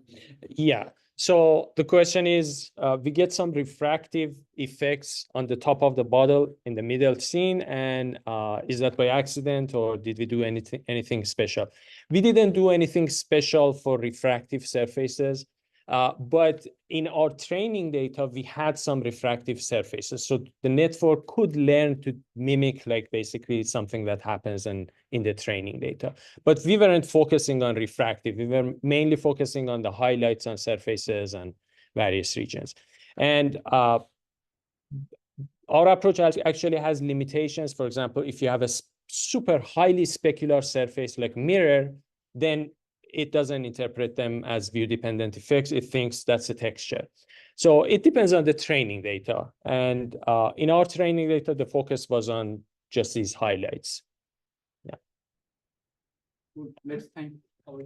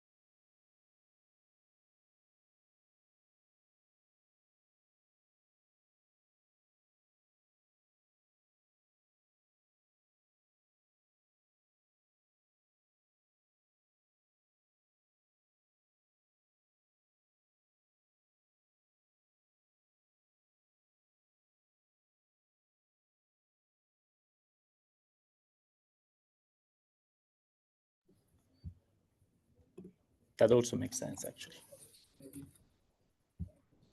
Mine and I muted myself, so maybe now. oh, you have unmuted? Okay, good. I hope we're all set. Okay, so going back once again, I'm going to talk today about 3 approaches, mostly the first 2, and then very, very briefly talk about the third one, on how we can try to fill the gap between this type of very cool methods in research and their use for real world mixed reality and augmented reality applications. So I'm going to talk a little bit about RadSplat, which is our novel method for getting on-device very high-speed rendering for novel view synthesis. I'm going to talk about OpenNerve, which is using neural representation for OpenSet 3D semantic segmentations of scenes. And finally, I'm going to briefly mention about text-to-mesh, which is our approach for 3D asset generation in a realistic and easy-to-use way. So starting with the first one, novel view synthesis has made incredibly huge steps forward in the last few years. This is ZipNerve, which is arguably the state-of-the-art in terms of accuracy, which is an incredible way to provide also immersive environments for XR applications. Now, one of the limitations of this type of approaches is that, of course, they require a lot of high-quality training images and poses, as we've also seen in the previous talk. But they also, for what regards the rendering stage, they require a lot of compute. So, for example, ZipNerve, taken from this paper from Daniel, it takes 8 V100 GPUs to render at 0.25 frames per second. So this is clearly not something we can use in real time on standard compute, and even less on mobile devices, right? Another main limitation is also the memory. Storing this type of representation takes a lot of gigabytes, which is also very much not compatible with, for example, mobile devices. And so we've seen 3D Gaussian splatting. We've seen how this is becoming now much promising in terms of having a way to render in a much faster way and do novel view synthesis also on device. We've seen the example, for example, for Scaniverse. And this is an explicit representation in a way, right? So we really move from having like a neural representation to an explicit one. And if you look at these 2 representations, they really have pros and cons in a way that looks pretty much complementary. So for example, for the rendering speed, we just mentioned that 3D Gaussian splatting is typically extremely fast, extremely good, as opposed to methods that are more neural radiance field based. In terms of memory, definitely 3DGS, they are helping out to get something that can be really run on device, although for large or detailed scenes, they might still require a few million Gaussians, which means more than 1 GB memory. While on the other hand, the memory occupation for NERV-based approaches is typically really large. In terms of robustness, though, NERV methods now have been able to achieve a pretty good quality and robustness, in particular in terms of the convergence during the optimization, even if you have particularly challenging scenes. While on the other hand, the optimization of 3D Gaussian splatting tends to be very sensitive to initialization and tends to degrade, in particular in presence of real world captures. And so the idea is, can we try to put them together and get the best of both worlds? And that's the approach that we recently proposed, which is called RadSplat. So the idea is really to get a method that is able to render very, very fast, up to 900 frames per second on a standard GPU. We also want to focus on particularly lightweight memory requirements, but we also still want to achieve a high quality of a novel view synthesis. And we also want to make sure that the quality doesn't degrade once we start capturing things in the wild, right? As I just explained. And so the idea is to use NERV as a prior and as a way to supervise the 3D Gaussian splatting optimization. And then we use also a pruning mechanism to try to get rid of as many Gaussians as possible. I'll go through these 3 contributions very briefly now. So the idea is to use a NERV as a prior. And so initially we have to train our preferred, let's say, NERV system, use typically ZipNerve as a teacher for our approach. And so we use the standard, let's say, volume rendering and the standard photometric loss to train our NeRF model. And then the first idea is to use this as a way to initialize practically 3D Gaussian splatting. And so we have a bunch of parameters that we can immediately generate and initialize from NeRF, from our NeRF model, in particular the 3D position in space. So we start populating our 3D coordinates from the NeRF estimates. And also a few coefficients of the spherical harmonics, in particular the first three that correspond to the RGB color, right? And we set everything else to 0. And so once we have initialized practically our 3D GS, our 3D Gaussians in space, then we also use NeRF as a way to supervise practically. That's also once we start, let's say, injecting the sort of like NeRF priors, right? And so we use the usual, let's say, 3D Gaussian splatting losses. But the main difference is that instead of using as ground truth the input images, we actually use as ground truth the renderings that we get from our NeRF model. And one of the key ideas here is really that we can get rid in a very, very effective way of a lot of photometric distortions that are actually available in the input data. So this method starts to be particularly robust also specifically with data that's captured a little bit more, let's say, in the wild or in a large scale setting. As you can see, for example, the difference that we had much better photometric renderings of certain components of this house, here a door, or we avoid a lot of, let's say, over or under saturations in the images. In this case, we have these glow vectors that are turned to 0, because in this case, the NeRF is the one that takes care of getting rid of, let's say, or taking care of these photometric distortions. And so that's the first main contribution. And the second one is the pruning. So pruning is just something that helps to get rid of Gaussians, so reduce mostly the memory footprint while making the method faster to render. One of the main idea actually here is we go through every single Gaussians that we have initialized, and we check for their individual maximum contribution towards any pixel or any ray that we have computed at training time, right? So it's a bit of like, let's say, computationally heavy process, but it's really something that you can do only once and for all as a backend, let's say, offline. And so every Gaussian that we find out that doesn't really have a large contribution to any ray for any images in our training set can be removed safely. One thing that we notice is that very frequently in many scenes, only as little as 10% of all the Gaussians have a significant contribution. So this is a huge amount of data that we can actually save in our representation. And finally, the third contribution is actually, if we are in particular under this kind of like indoor settings, we can also remove a lot of Gaussians once we know that by rendering from a certain viewpoint, we will hit, for example, certain structural constraints. Imagine, for example, walls, right? So you can see in the bottom picture, we can get rid of all the grayed out Gaussians because they will not be visible. They won't contribute because there's, for example, walls in between. So these are some of the results on some complex large-scale scenes. This is again ZipNeRF. You can see that the results, and I'll show that also numerically, are visibly, let's say, quite similar, but we can get a much higher frame rate. We are accounting for around 3,000 speed up in terms of rendering speed. At the same time, once we start comparing against 3D Gaussian splatting, we get roughly 2x in terms of speed, while getting a much better quality in terms of rendering.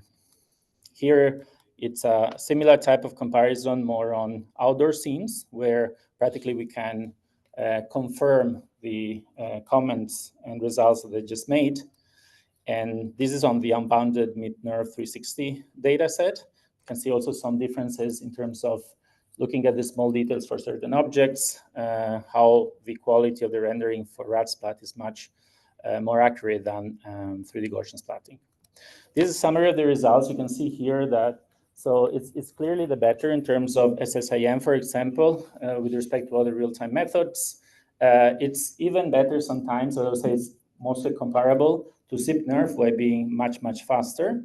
And in terms of memory footprint, you can also see that it provides also, unfortunately, I don't have a pointer, but you can see here, you can see the amount of memory that we can save with respect to other state-of-the-art 3D GS approaches. An interesting thing is that there's also a nice trade-off that you can, let's say, parameterize through one parameter, which is this, let's say, pruning thresholds for the Gaussians. And by going down a little bit, going down this curve, can really get rid of one order of magnitude of Gaussians while not significantly decreasing the quality in terms of SSIM. So it's a very powerful method that you can also use in different types of practical applications. And that's why, going back to the previous slides, we also have an R-Slide version, which is a method that is much, much faster and uses less memory footprint while not really significantly degrading the quality. Of course, there's still a lot of limitations. One of the main limitations is that you still need to train a NeRF model to eventually get at runtime a 3D-GS one. And so we're looking also into ways to improve this aspect as future work. The second part is more walking towards extracting semantics from our scenes, and in particular towards using neural representation for actually open vocabulary. So we've seen how the state of the art in 3D semantic segmentation and scene understanding is extremely good. Right now, this is Mass3D. Once we work mostly within this so-called closed set, right? So we have a set of labels that pertain to the training set that the method or the network sees during training. As soon as we start moving towards the open vocabulary, these methods don't work anymore. You see, for example, the segmentation of the state-of-the-art method that we've seen in the previous slide is completely wrong, simply because it's classes that they've not seen a training time. And so, of course, they can't really deal with this. And so there's been like a new set of methods out there that are extremely exciting and promising that try to extend this type of ideas to an open world data set. And this is typically done using vision language models. I won't really deep dive into this part. Actually, if you're interested, I'm going to give tomorrow a talk at the Scannet++ workshop where I'm going to deep dive more on this. But the idea is that once you start, for example, providing a prompt via natural language, you can identify areas of the 3D scenes or specific instances that connect specifically to the prompt that you provided as input. And so this is another example of some results of one method that we have recently proposed in this direction. So you can really identify the specific instances. And so the question that we want to ask ourselves here is, can we actually do this also with neural representations? And the way that you actually do it, to go back to our nerves, is typically to simply extend the basic nerve model by adding one more output, which is the typically vision language model pre-trained feature that you want your network to regress for a specific location in space, right? So you provide a 3D point, you provide your rays, and the MLP should also give, in addition to everything else, also the specific VLM feature for that point that you can match with, let's say, or align to the embedding of the text prompt. And so this is, for example, the approach that was used in LeRF last year, which uses CLIP as a way to compute features for a given patch. And so because you have one patch, one feature, what you can do is that you compute patches at different scales. And then they also, let's say, include an additional features, which is in particular Dino. Dino helps to spatially regularize the CLIP space.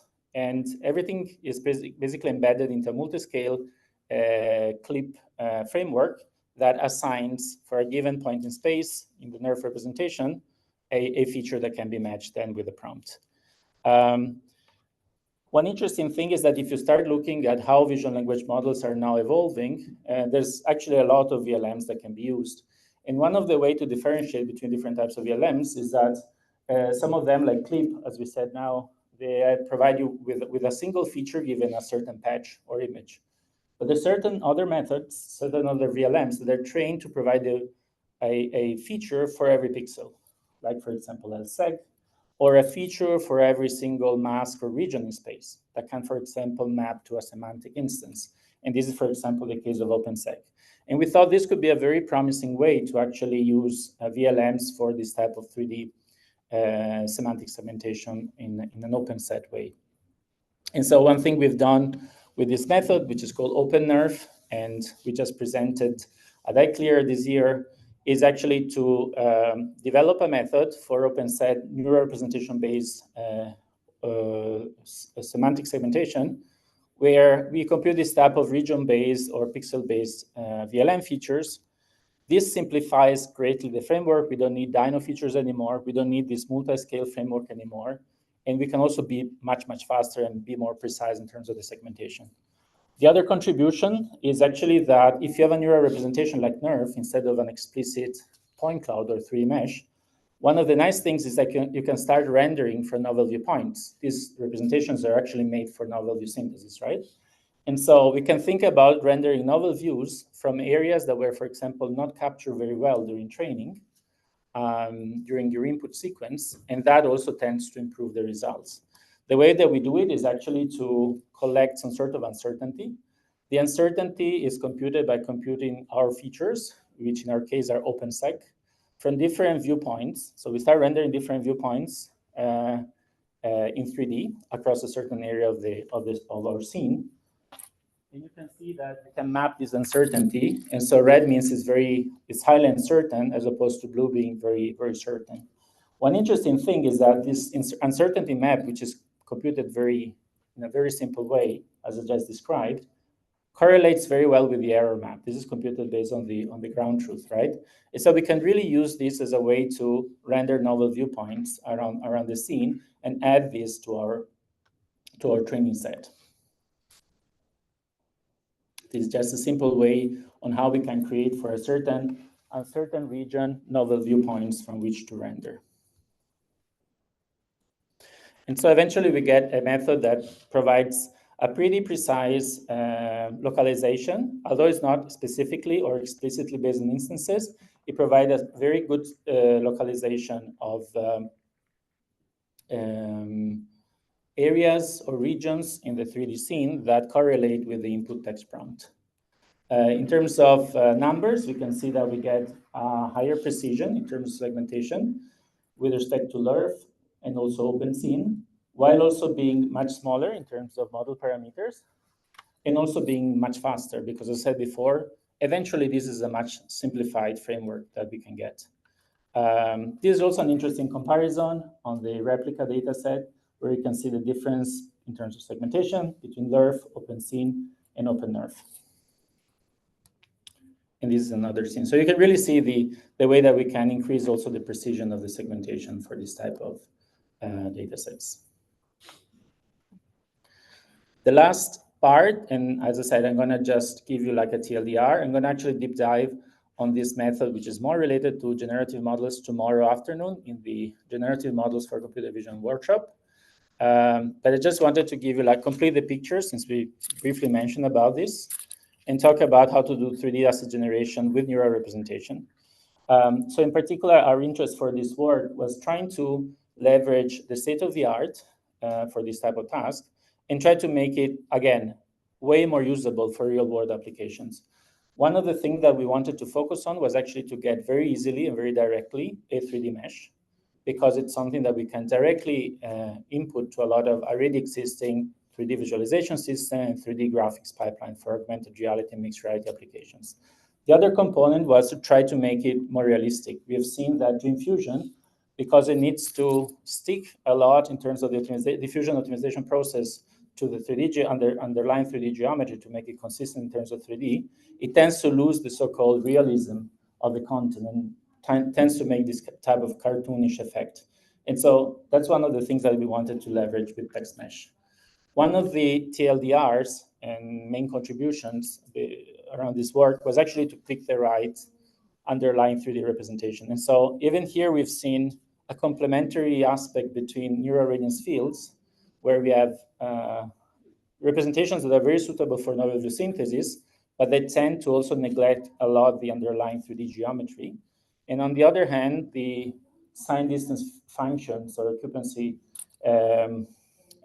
functions, which have been used, let's say, a lot in augmented reality, robotics, and so on, to actually model properly geometry, but they're not as trivial to render and to optimize if you're given like a set of RGB images, as we typically do with this type of 3D asset generation tasks. And so we've been, let's say, looking into so-called neural distance fields or neural occupancy fields as a way to start, as a way to use our underlying representation, because it's a really good trade-off between something that can be used to render appropriately, but also to extract an accurate geometry. And so one of the main contributions of this work is actually to start with the score distillation sampling, which is the method that's underneath, let's say, DreamFusion, and modify it so that we can actually use a Vol SDF representation, which is one of these representations that I just listed before. And so this provides a method that not only can generate images that can be mapped again coherently with respect to the 3D asset that we're generating, but we can also very easily then and very accurately extract as a mesh. Now, the second step is that once we have a mesh, we also get, again, this cartoonish effect, right? Because of the high guidance scale that is necessary to optimize the scene. And so one idea is, of course, to render from different viewpoints and put everything inside a conditional stable diffusion model. Conditional because you use depth as a condition, because we still want the geometry to be the same, right? We don't want this to distort the geometry. We just want to improve the realism of the appearance. And one thing that we notice is actually that, look at the eyes, for example, of this frog. If you independently use diffusion on these views, then you get very large inconsistencies. So the idea was a very simple trick, which was mostly to tile different images together, render from canonical views. And this is actually a way that enforces this type of visual consistency and generates much more realistic results. Again, this was just a very brief overview, more details tomorrow if you're interested, but these are just some of the results that we're getting with the prompt and the 3D mesh. And also we can see a comparison, for example, between our method and other methods in terms of realisticness and, let's say, less cartoonish effects.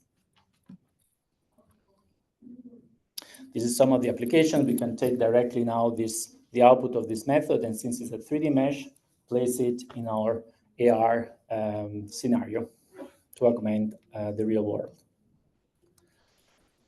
I'm actually out of time. There's, of course, a lot of new methods also for 3D asset generation, a lot of cool approaches that have been also proposed and published more recently. And so this is something we're taking also into account for our own future work. I want to thank you for the attention, and also want to thank you, all my collaborators, students, colleagues, and friends that actually did the whole work that I presented today. Thank you very much.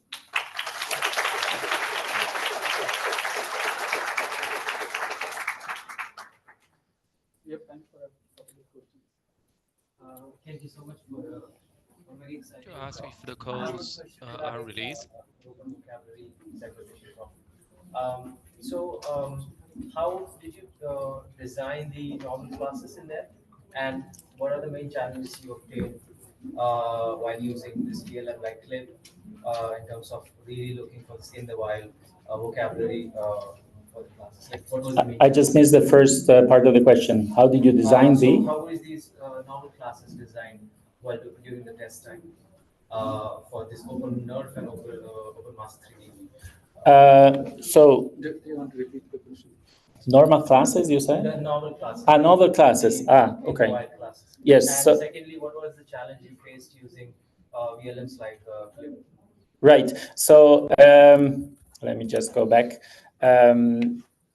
So we don't really. So the question was, what are the challenges when dealing with novel classes and inference time using the OpenNeRF approach and the OpenMaster 3D, and what are the challenges using specifically Clip, right? And so for the first question, I think in this case you don't really talk about classes anymore, right? And so what you get here practically is a mapping of your let's say 3D spatial locations with respect to a given prompt. So as a prompt, you can really go beyond the traditional concept of semantic classes that we've been using for years in 3D scene understanding. And so we can also ask about things that could be related, for example, to affordances or to material or to activity. For example, I would like, okay, where's an area where I can rest, or where's something soft, right?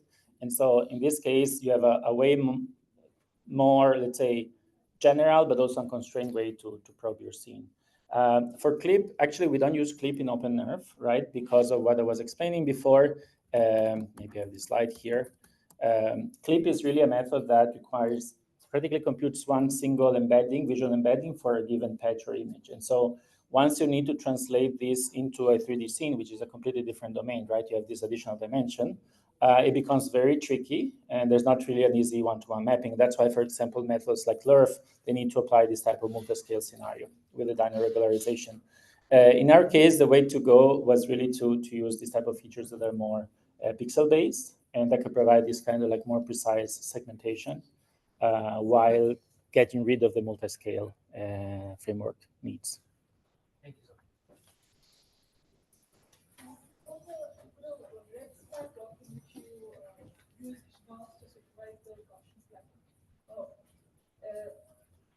Diffusion is not considered because we wanted to make sure there was no hallucination, and why was diffusion not considered? You're asking why we didn't use diffusion in RADSplat? Yeah, like what to augment the training data with something more. That's actually a nice direction. We haven't really considered it because we developed some sort of like baseline, if you want to call it this way. So we really wanted to see how much we can push forward the supervision we can get from NERV as a prior and as a teacher for 3D Gaussian splatting. Of course, one can think about adding diffusion on top. The problem of diffusion is, of course, that it's a little bit hard to control.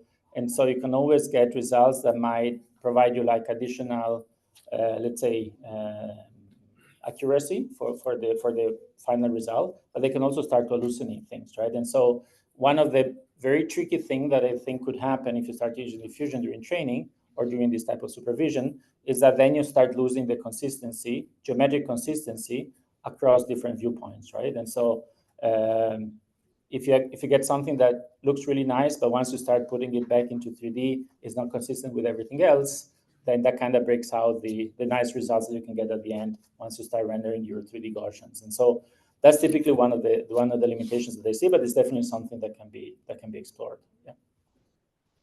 Cool. Let's thank the speaker. Thank you.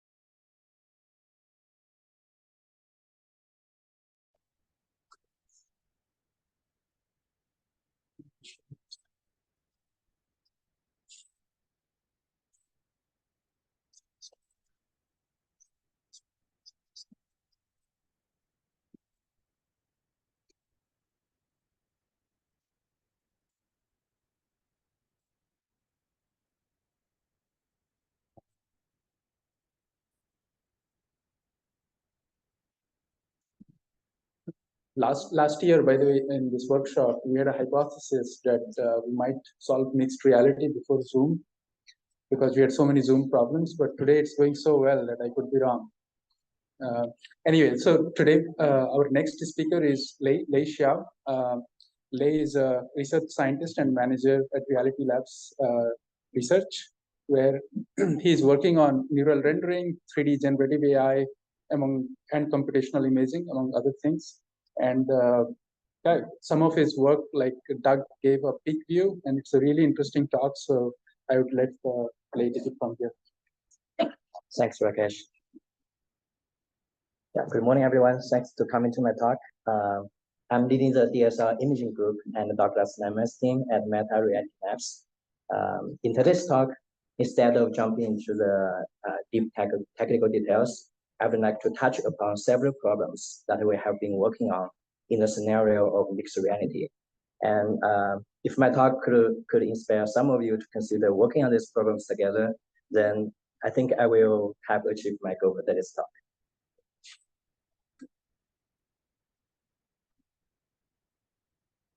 So firstly, what is mixed reality? I would like to start from the relation between the users and their surrounding physical environments in order to explain what mixed reality is. AR, augmented reality, allows users to directly see the physical environment around the users through a pair of transparent glass. Well, and the virtual content is then rendered and showing on top of the physical environment.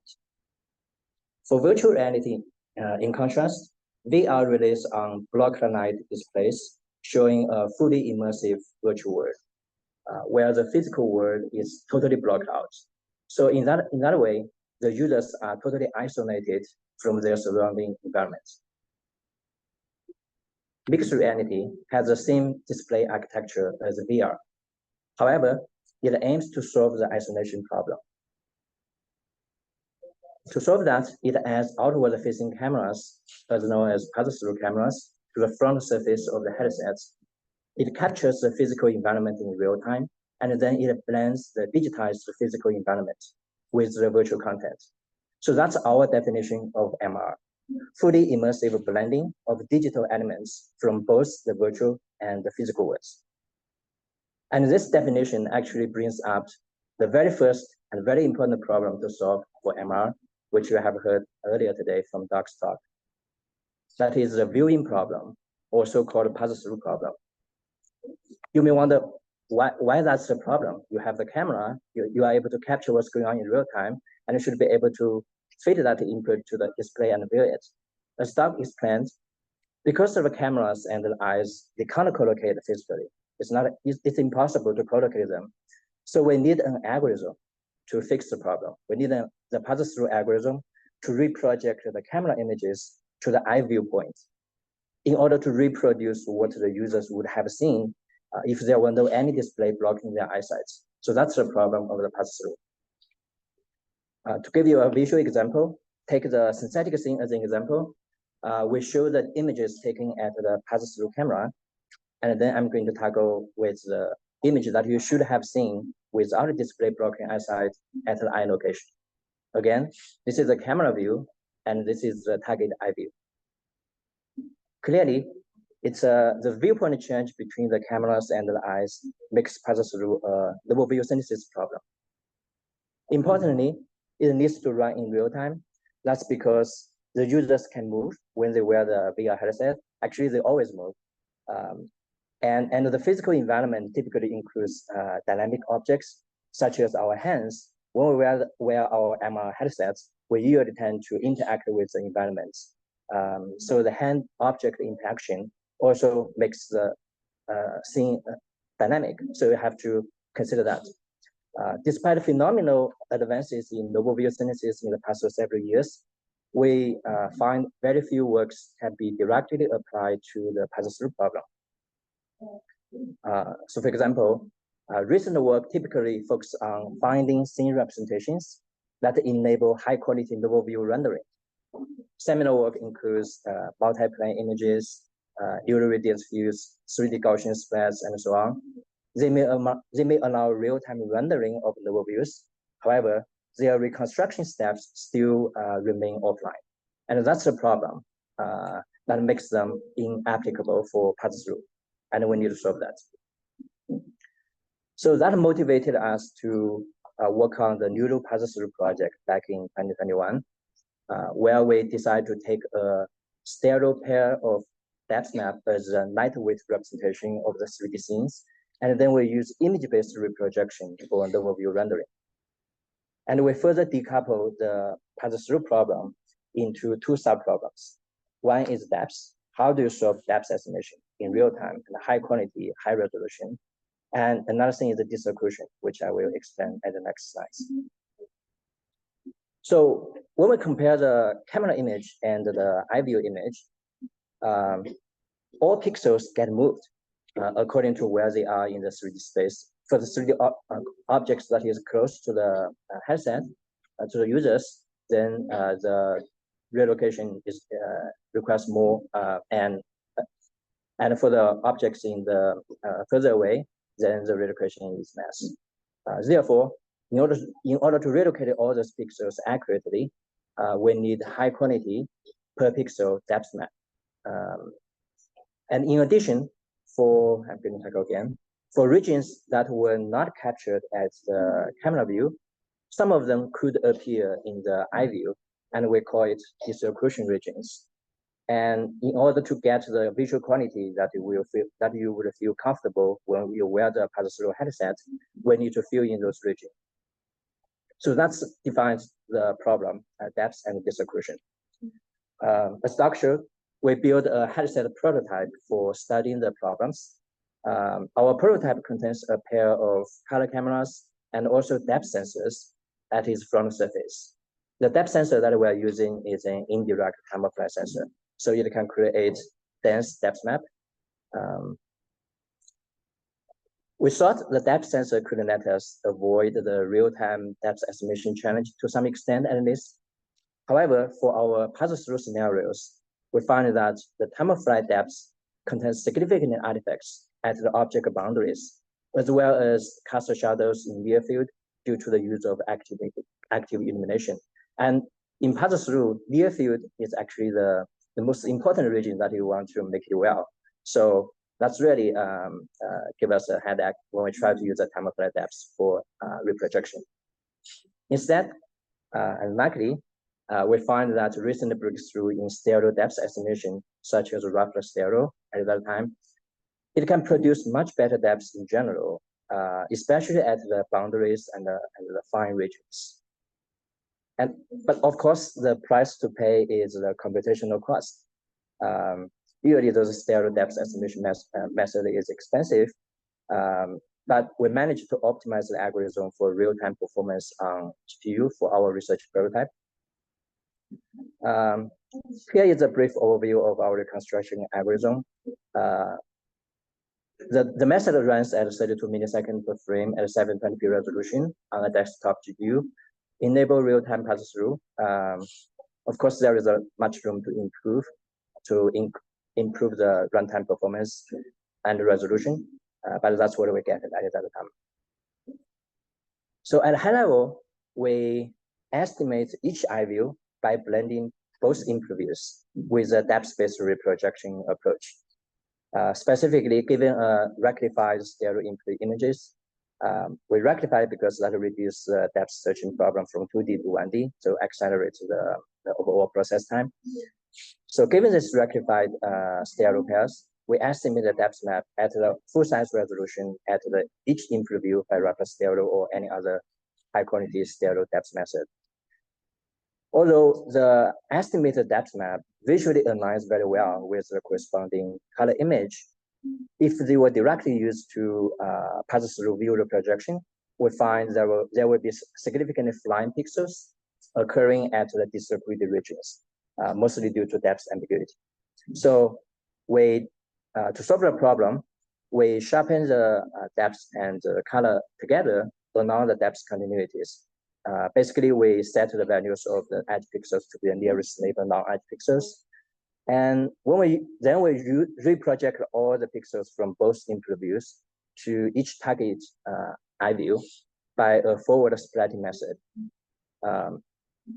As you may notice, black holes are introduced in the reprojected images due to distribution. That's bad, but also it's good because it tells us where we should inpaint, where the distribution happens. And for part of those holes, actually, you can find the information from the other input view of in your stereo pair. So we can fill them in with pixels depending on the depth on the other input view. However, there are still some regions that were invisible in either of the input views. Remember the disocclusion region I explained earlier. So for those regions, there's no useful information in the current frames input views. So we propose depth-assisted anisotropic low-pass filtering method to implement it, to basically to low-pass filter it. And the core idea is, depending on the depths provided, we only use the neighbor pixels from the background object for interpolation. And after that, a very lightweight fusion network is applied to clean up the images to remove the aliasing in order to generate the better output. So let's see some results. At that time, we compared our method to Quest 2's Pass-Through Plus, which was the only existing work in 2022. Quest 3 Pass-Through is similar to this method with some modification. I'm not going to touch on that. But for Quest 2, it appears that the main limitation is that the reconstructed mesh can be inaccurate at the distribution regions. So that caused the noticeable distortion and stretching artifacts. And the artifacts will be much more obvious, especially when objects move. So in contrast, our method produces more accurate results.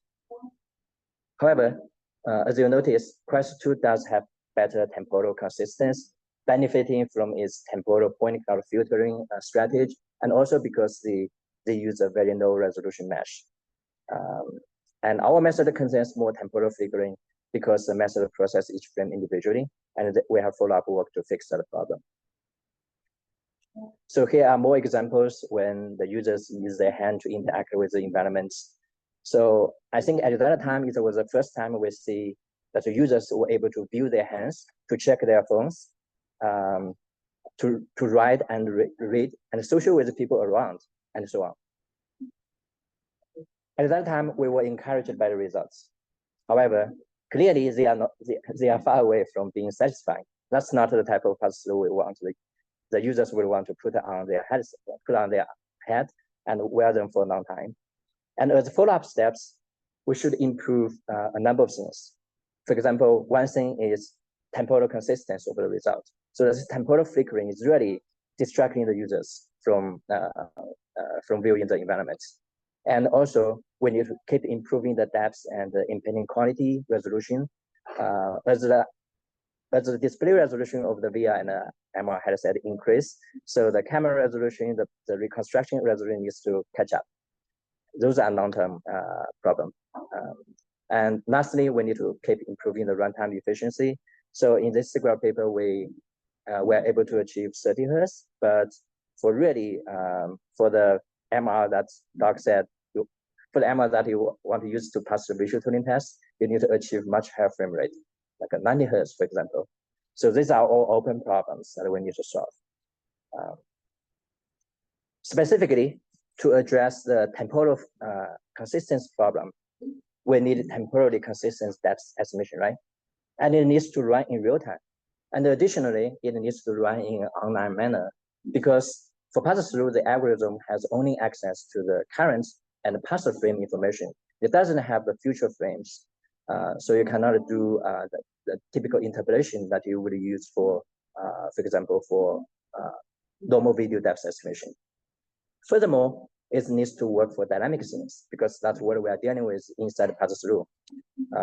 So to summarize, in order to solve the temporal consistency problem for pass-through, you need to get temporally consistent, real-time, online video depths for dynamic scenes. It's a very challenging problem. As a small step, we had a follow-up paper last year. So in general, achieving temporal consistency requires tracking history information of the scenes and all results. That's how we usually do. For that, we introduced a global point cloud approach in order to maintain the history RGBD information.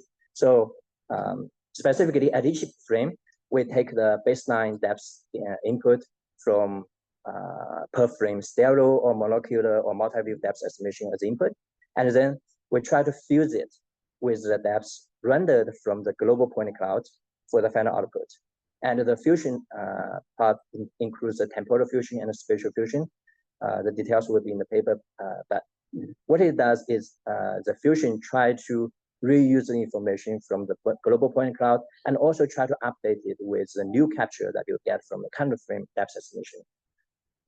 And after all this fusion, we get output depth at counter frame, right? And one important thing is we need to update the global point cloud in order to reflect what the scene changes, or you might get more useful information from the current depth estimation. We need to do that. We need to update the final. We need to update the global point cloud before the next frame is processed. So compare with previous frame depth map, which is another way to track the history information of the geometry, right? The advantage of using a global point cloud is that it can better deal with the viewpoint change across frames, which is common in our MR pass-through because the users always move. So point cloud is better dealing with this viewpoint change and also the resulting disocclusion and occlusion problem. So here are some examples. It shows the video result, the video depth estimation before and after our processing. As you can see, our method can reduce the temporal flickering quite a bit for the depth estimation. And this will significantly benefit the pass-through problem. Okay, so that concludes my talk about the pass-through problem. To remind, pass-through aims to replicate the current physical environment and what's happening at this exact moment, right? So what if we want to take a look into the past? What if we want to bring objects into MR that are no longer exist, or if they are physically distant? So that brings up another problem for MR, which I want to talk today, which is reconstruction, 3D or 4D reconstruction for spatial memories. Specifically, motion and being dynamic are very important properties of many things or objects that I would like to bring to MR for memory and for sharing. For example, I would like to see what happened in the past during a family event, during a sports, during any other group activities, avatars, and also the T-Rex here. And the goal of dynamic scene reconstruction is to reconstruct a spatial temporal representation of the scene from sparse views that will capture a different viewpoint all time. In this work, we adopt the Gaussian splats as an unmanned representation, similar to actually many concurrent works. We further split the scene into static and dynamic parts, which are represented by the static and dynamic Gaussian points, respectively. The motivation is that for dynamic scenes, even in pass-through or MR, a significant amount of the objects still they are still static during the use of your headset. So we want to separate them out, and then that will actually help our network part to handling the dynamic Gaussians more effective, which I will talk about later. So for dynamic Gaussians, we augmented with a neural network to encode each Gaussian's location, scale, and rotation across time. And for static parts, we just follow the original Gaussian splats paper. And after that, the dynamic and static Gaussians are concatenated for the final rendering. And during training time, the static and the dynamic Gaussians are optimized end to end. So here, just a simple visualization of the reconstruction progress where the Gaussian are being optimized. And after that, we show the free viewpoint rendering after reconstruction. Like our work, so far, most of the 4D reconstruction methods, they focus on multi-view or compute setup, most likely in a NAP setup. As a next step, we really want a high quality reconstruction on more real and complex objects like this cat, or your dog, or your keys, and from casual monocular video captures. So that's a very challenging but impactful problem to solve. And if you want to know more about the dynamic Gaussian projects and the details, please talk to our exceptional intern Yixin, who will present the work at the poster session. Okay, so pass-through and reconstruction, that's the topic I just mentioned. Both of them are all about viewing existing scenes passive. A true MR experience requires more than that.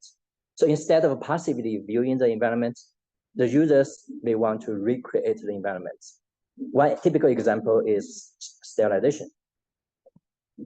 The goal of sterilization is to convert an input scene into a new appearance style. In 2D cases, it means we need to convert the input image that contains the content of the scene to another image's style while keeping its original semantic content, like what's shown in this example. For MRO, we are interested in 3D sterilization or 4D sterilization. It's similar to the 2D cases, but it requires cross-view consistency. That's the main challenge we need to solve when we move to 3D sterilization. So in our SIGGRAPH 2022 paper, we work on this problem by taking advantage of an existing 2D sterilization method. We don't want to reinvent the sterilization method, but we want to take advantage of what's already there for 2D cases. And then we utilize NeRF as a scene representation in order to enforce the cross-view consistency. And the equation here shows our loss function.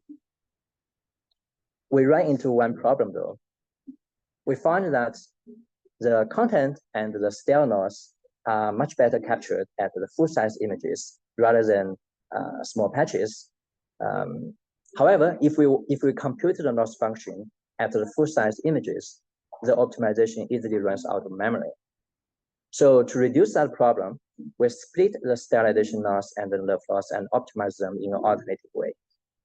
To give a concrete example, so for example, after we optimize the NeRF loss part at one iteration, we get a cross-view consistent radius field. They may not present the target style that we want, but at the next iteration, we apply the 2D sterilization method on each of the 2D images rendered from the previous NeRF reconstruction. Now the resulting images would capture the target style thanks to the 2D sterilization, but as expected, they may not be consistent because they are processed individually. So there will be inconsistency across each view. But we basically repeat this alternating iteration until they converge.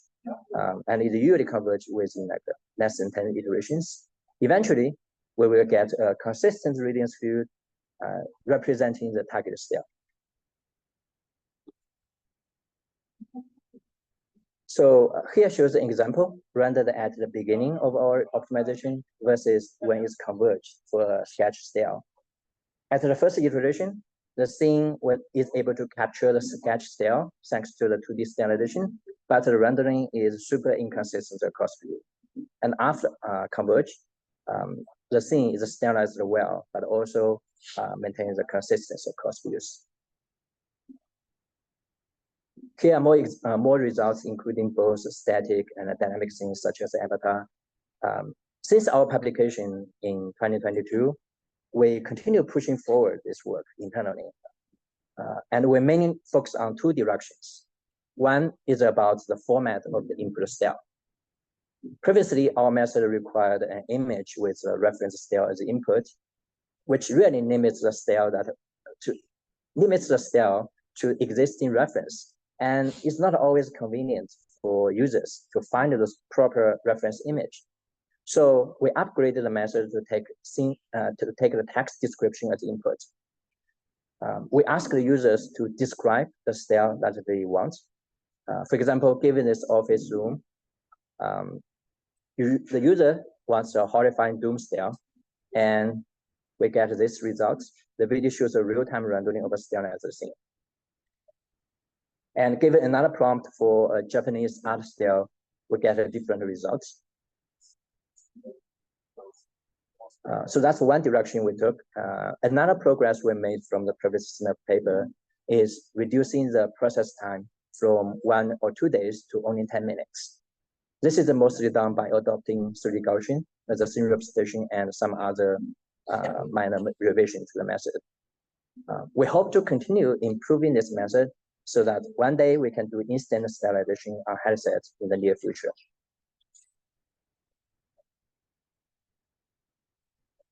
If you think about it, sterilization can be viewed as one type of scene editing, which focuses on global appearance change. Its counterpart is local object-aware editing. Specifically, we want the users to be able to modify the 3D environments by adding, removing, or replacing objects.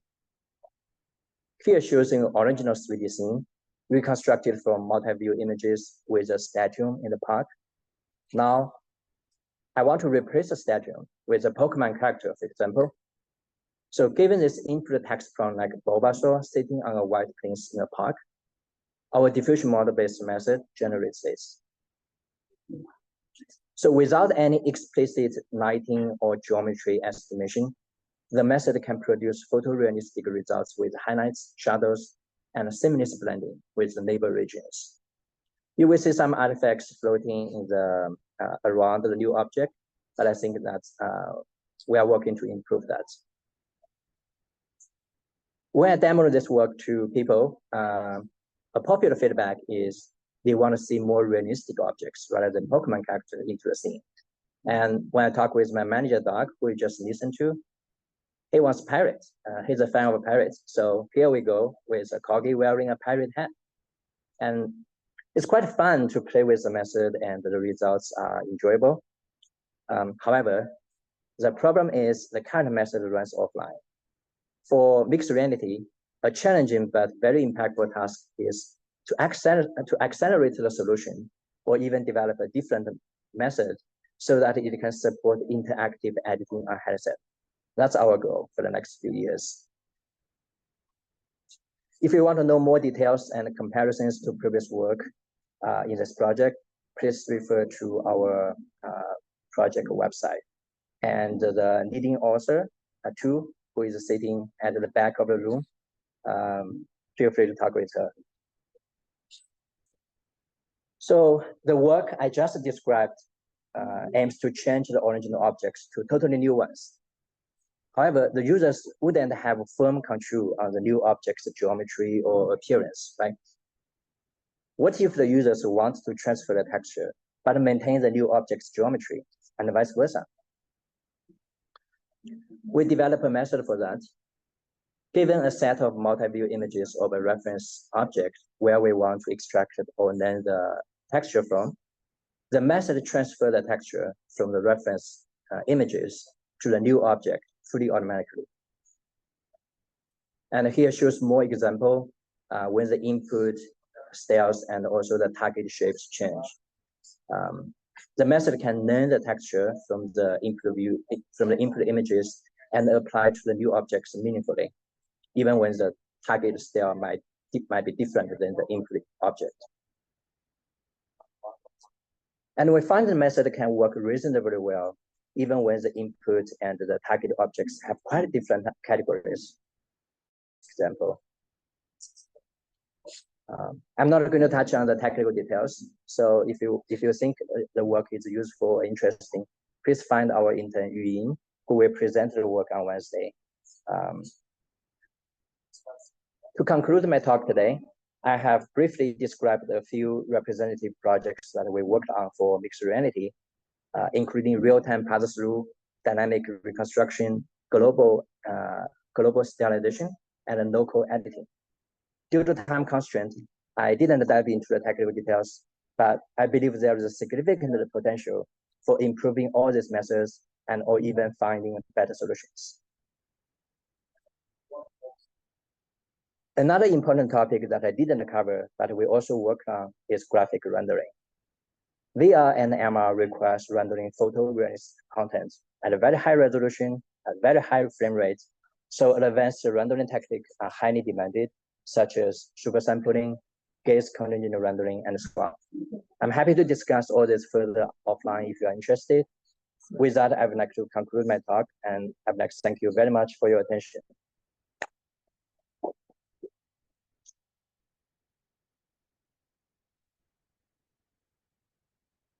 Over time, but one question.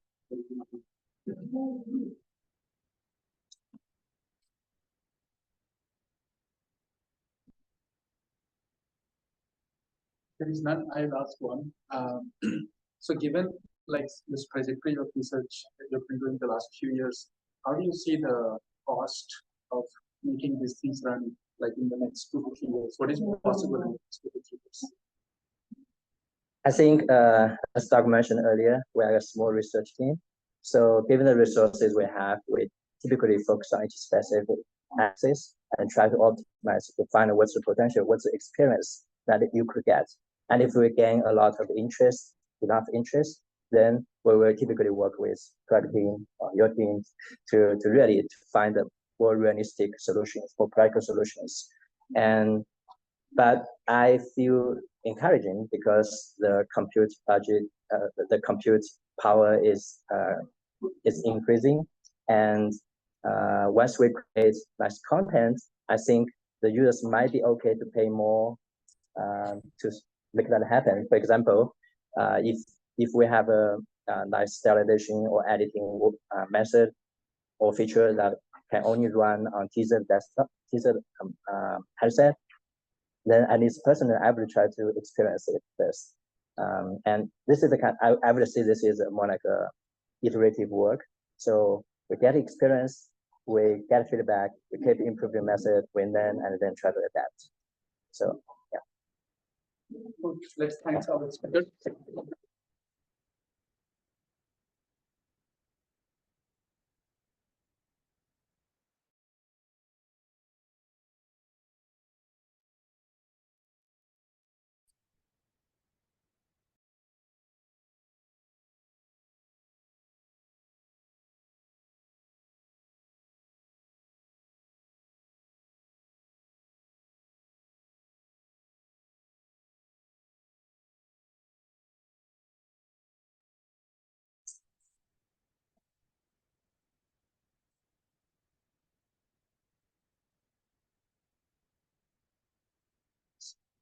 So quickly for everyone, we are going to have a break now and the poster session. We will come back to this room at 11:15 to have 3 more very interesting talks. Please feel free to check out the posters. Unfortunately, they're not in this building, in the Arch building on 4th floor, but we'll sit again here at 11:15. Thank you.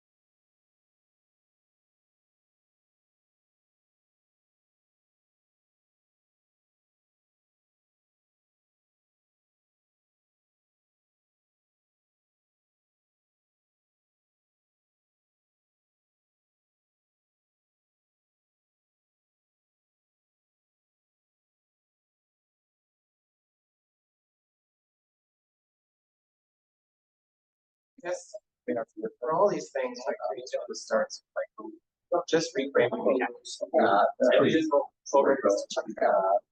Then we know what to do. So I think that's why my let's get something on our realism to begin with. Also, I think that's superpower. Not replacement add was gonna frame, right? Make my life richer that way. So then it's not just weird to do things you interact with. Now you see it's not people are like that'll all come relatively soon. But to me, it's actually just like we're really okay. Say it's well, the technology is hard because our interface it's not a switching eyebrow. That's very true. Well, overall, I'm you're lost with that. That was great. We're trying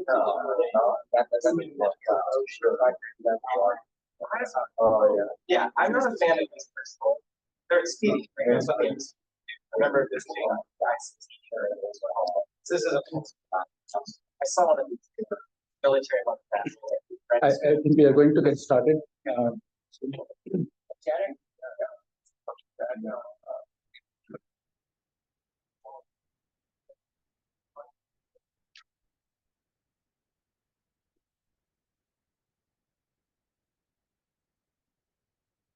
Cool. Welcome back to the second workshop on CV for mixed reality.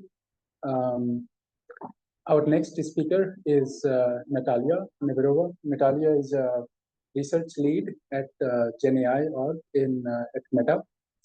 Before working in the GenAI org, Natalia had been working in 3D at Facebook AI research for the last several years and has done a lot of the pioneering work in 3D computer vision. I'm super excited to have her give a talk on some of the recent work that her group has been working on 3D content creation, which is also a very important part of creating experiences for mixed reality. So without Natalia.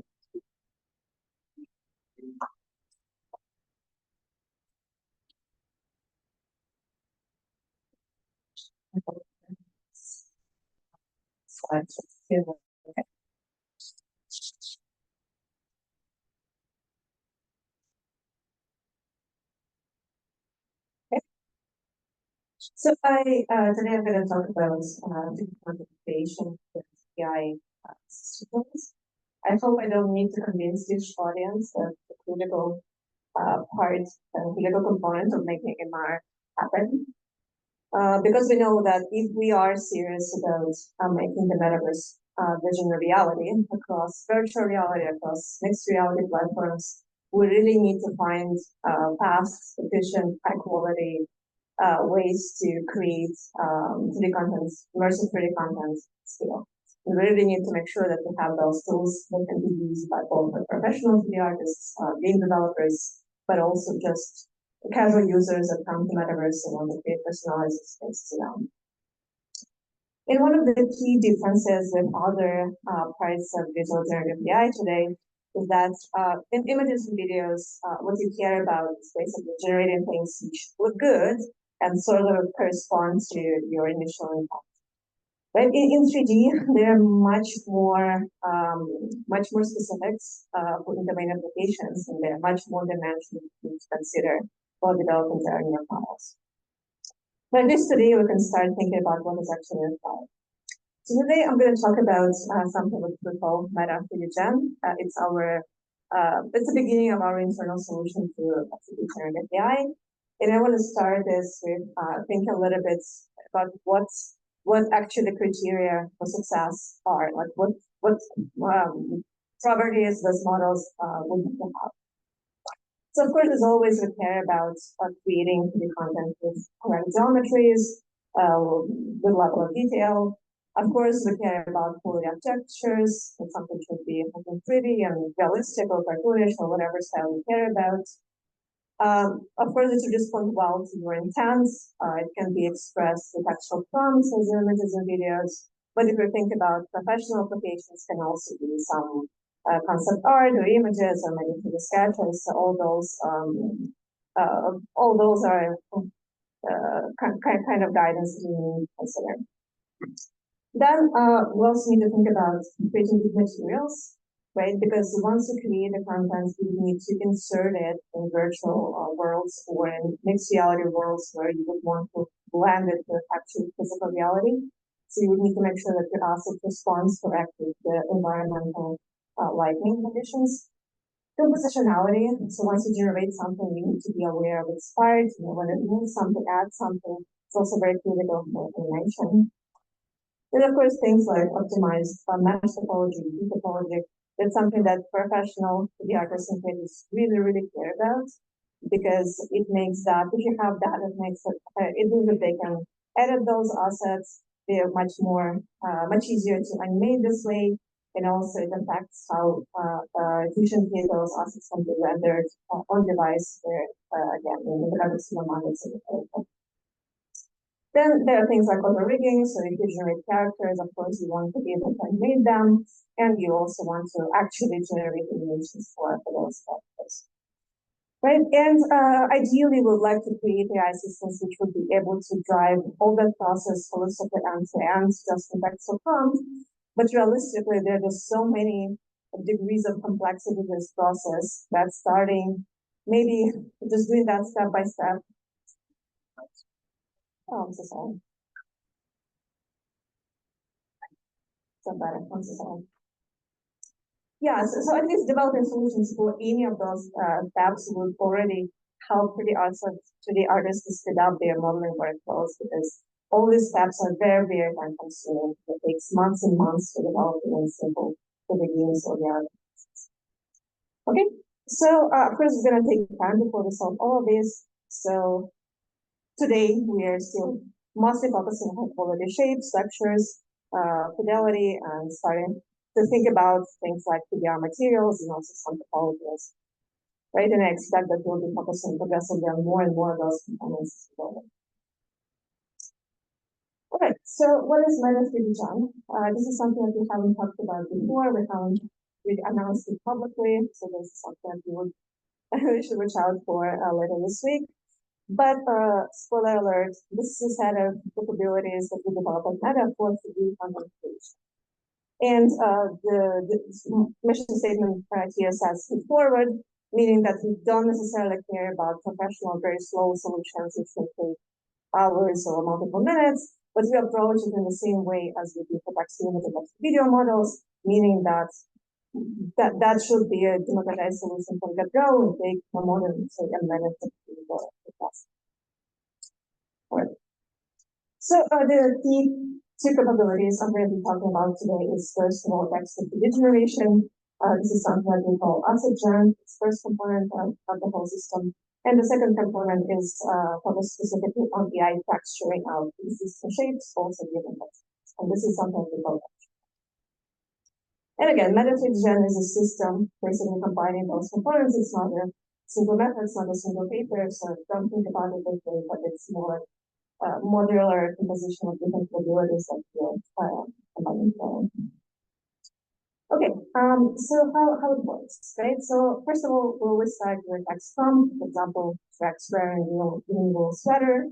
Our first stage component is content that is called asset gen, which basically has text into the auto generation and produces the first iteration of the process, which would be a mesh, normally textured, and normally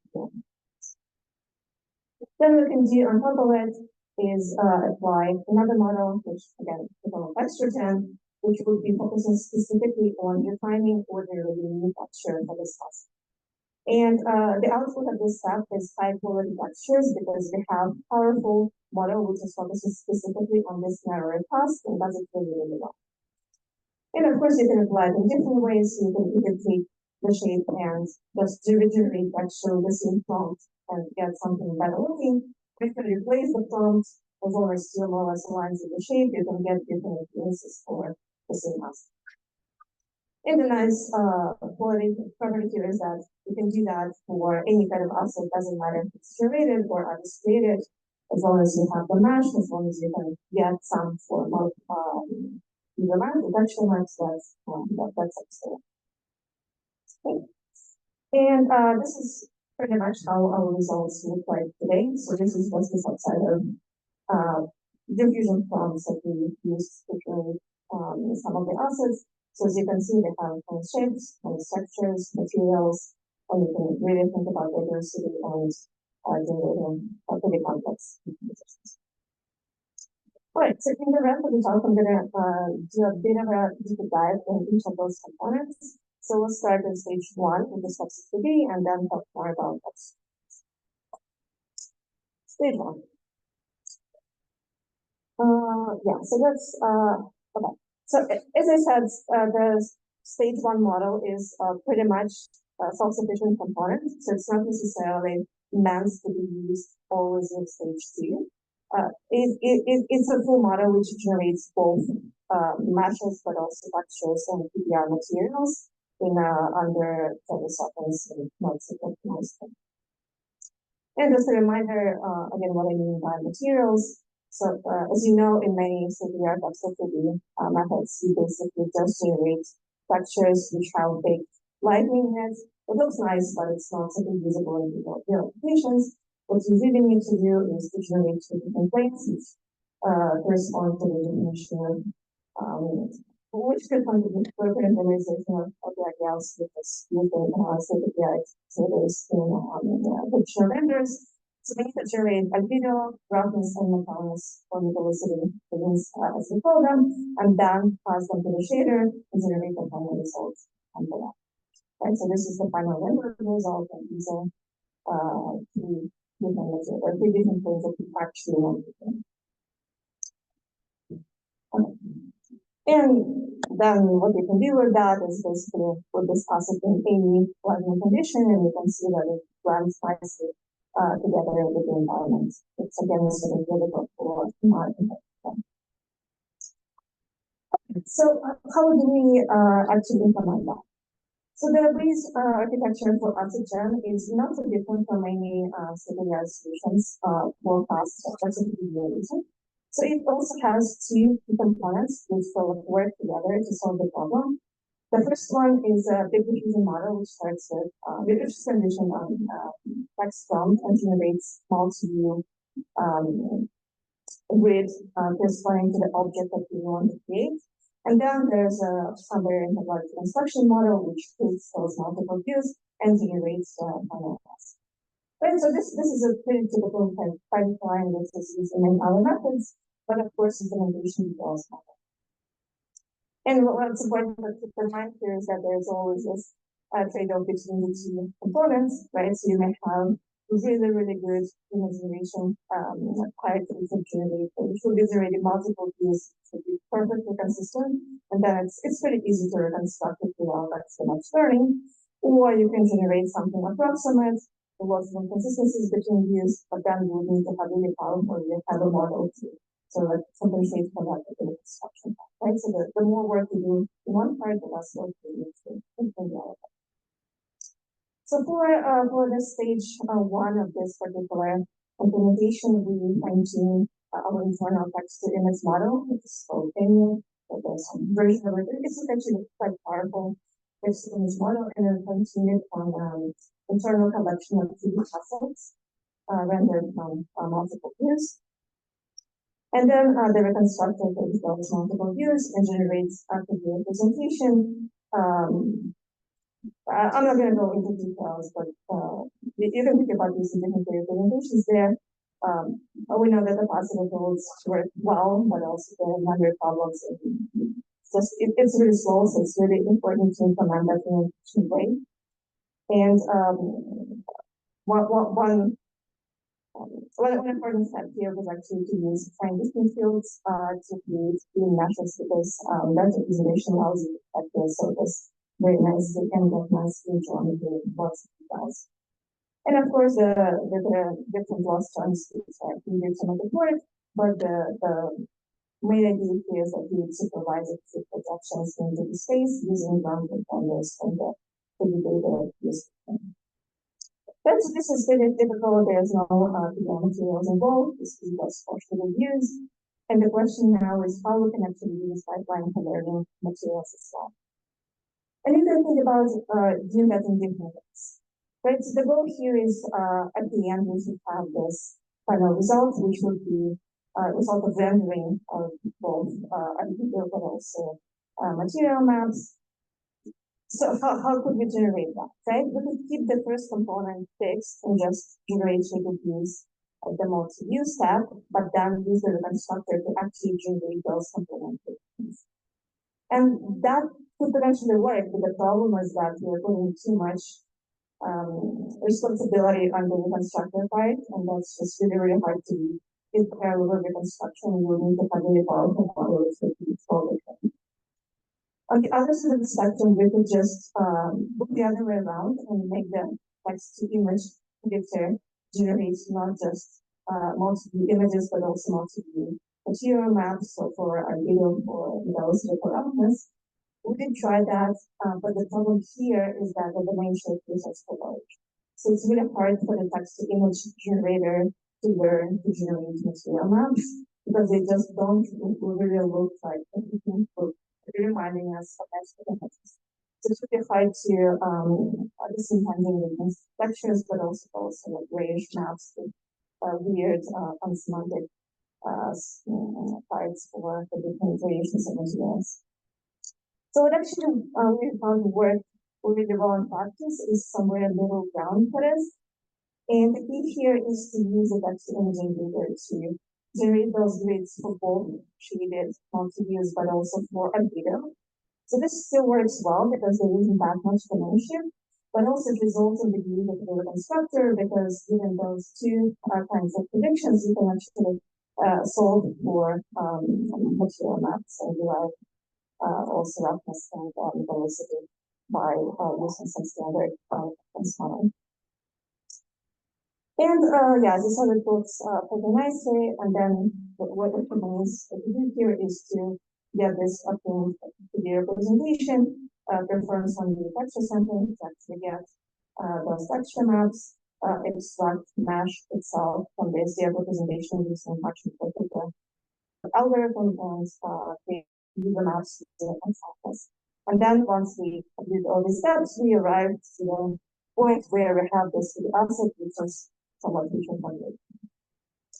Okay, and this works nicely.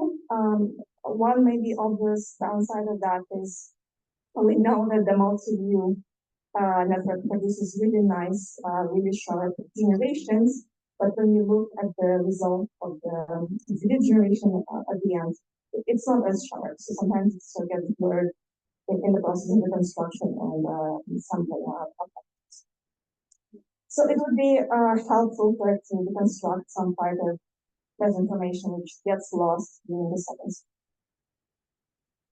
And what we're going to do here is the most way would be to just take those multi-view images and project them on the constructed geometry. It would probably look nice and sharp in some parts. The problem here is that those 4 views probably would not cover the whole surface, so they would still be poles. And of course, they're never perfectly consistent, so there will be some seams and blurriness because of that. On the other side, on the texture which we get after the reconstruction, it covers the whole surface, is globally consistent, but it does not as tight. So the idea here is to benefit from both worlds and basically back project the multi-view generations into the space, and then have another network which I call definer, which looks at both generated texture maps, also back projected parts of that, and learns to construct full texture map, but with some additional information about its normal. And if you look at the final result, the difference is pretty dramatic. So you can see that all those nice details are actually constructed. A couple of more examples on the left, yes, without refinement, in the middle with refinement, and on the right, this is ground truth and it's actually approaching the ground truth state pretty close. Okay, so this is also John. One slide I skipped here is just some examples of how those predicted videos and material maps look like. And it's nice that it's not just response to prompts like something like a metal, where the velocity is high across the whole region, but it can actually model those local variations where some parts of the composition is actually supposed to be metallic, some is not, and it captures all those comparisons. Here's one example. Here's also another example where the golden lag is really metallic and has low roughness, but the rest is not. Okay. I just wanted to show you some nice visuals which are created by this part of the pipeline. So this is a part made out of metal. Again, you can see it has high mobility, low roughness, and that shows the line idea of something being developed. There's another one, so the one will cover the glaze.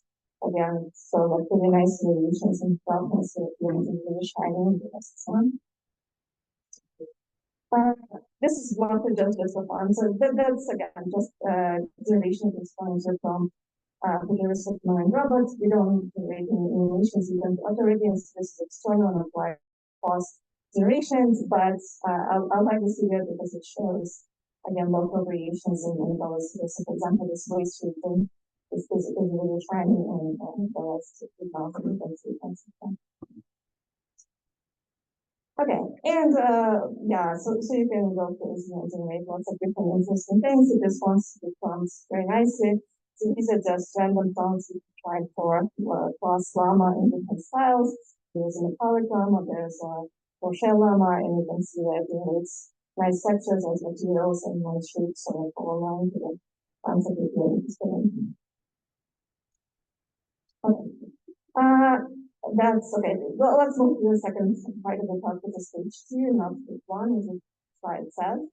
So this is going to be more about texture generation. As I said, it's a little bit more constrained, narrow task, but it allows us to solve it really, really well by just focusing on something that is more simple for the time. And here the idea is that we always start with a reference mesh and the prompt describing target appearance, what we want to generate text passing. And yeah, so just a reminder of what the task is about.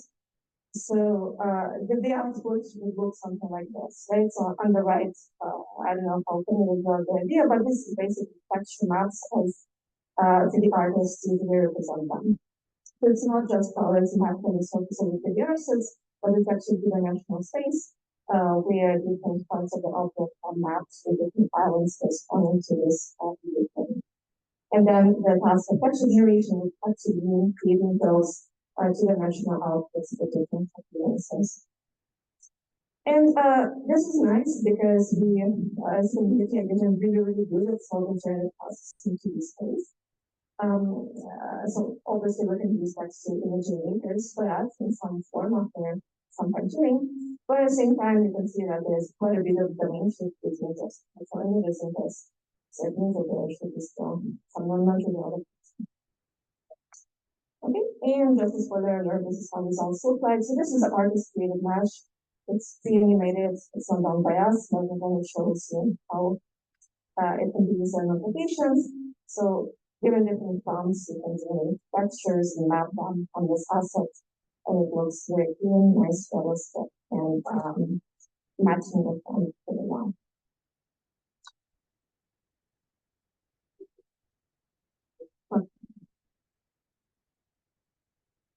So let's talk about the actual method a little bit. But so here the idea is to really play on the complementarity between the two spaces, the 3D space, which we talked about more before in the 3D work, but also generating interactive in 3D space. But in 3D space is important because it allows you to understand semantic of the object, and 3D space is important because you can just work with images and show something really high resolution, high quality, and so on, because that's where our text simulators are really good at. So the first component here is starting with a model in 3D space. We take our 3D asset and project it again for views represented through normals, but also just XYZ positions at other points. And we fine-tune a text-to-image model, which is conditioned on these two kinds of renderings, but also, as always, text upfront. and it generates multi-view grids for the given object condition on the front and this one and this is working much better than multi-view networks in the whatever was this one.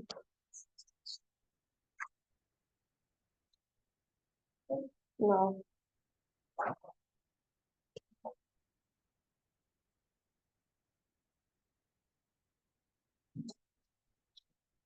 Maybe it sounds like.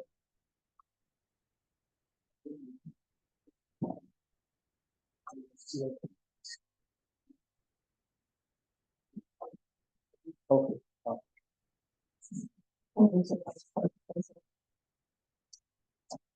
So yeah, this type of multi-view generation works much nicer because it's actually conditioned on the actual shape. So it means that by design it has much higher multi-view complexity, sorry, multi-view consistency.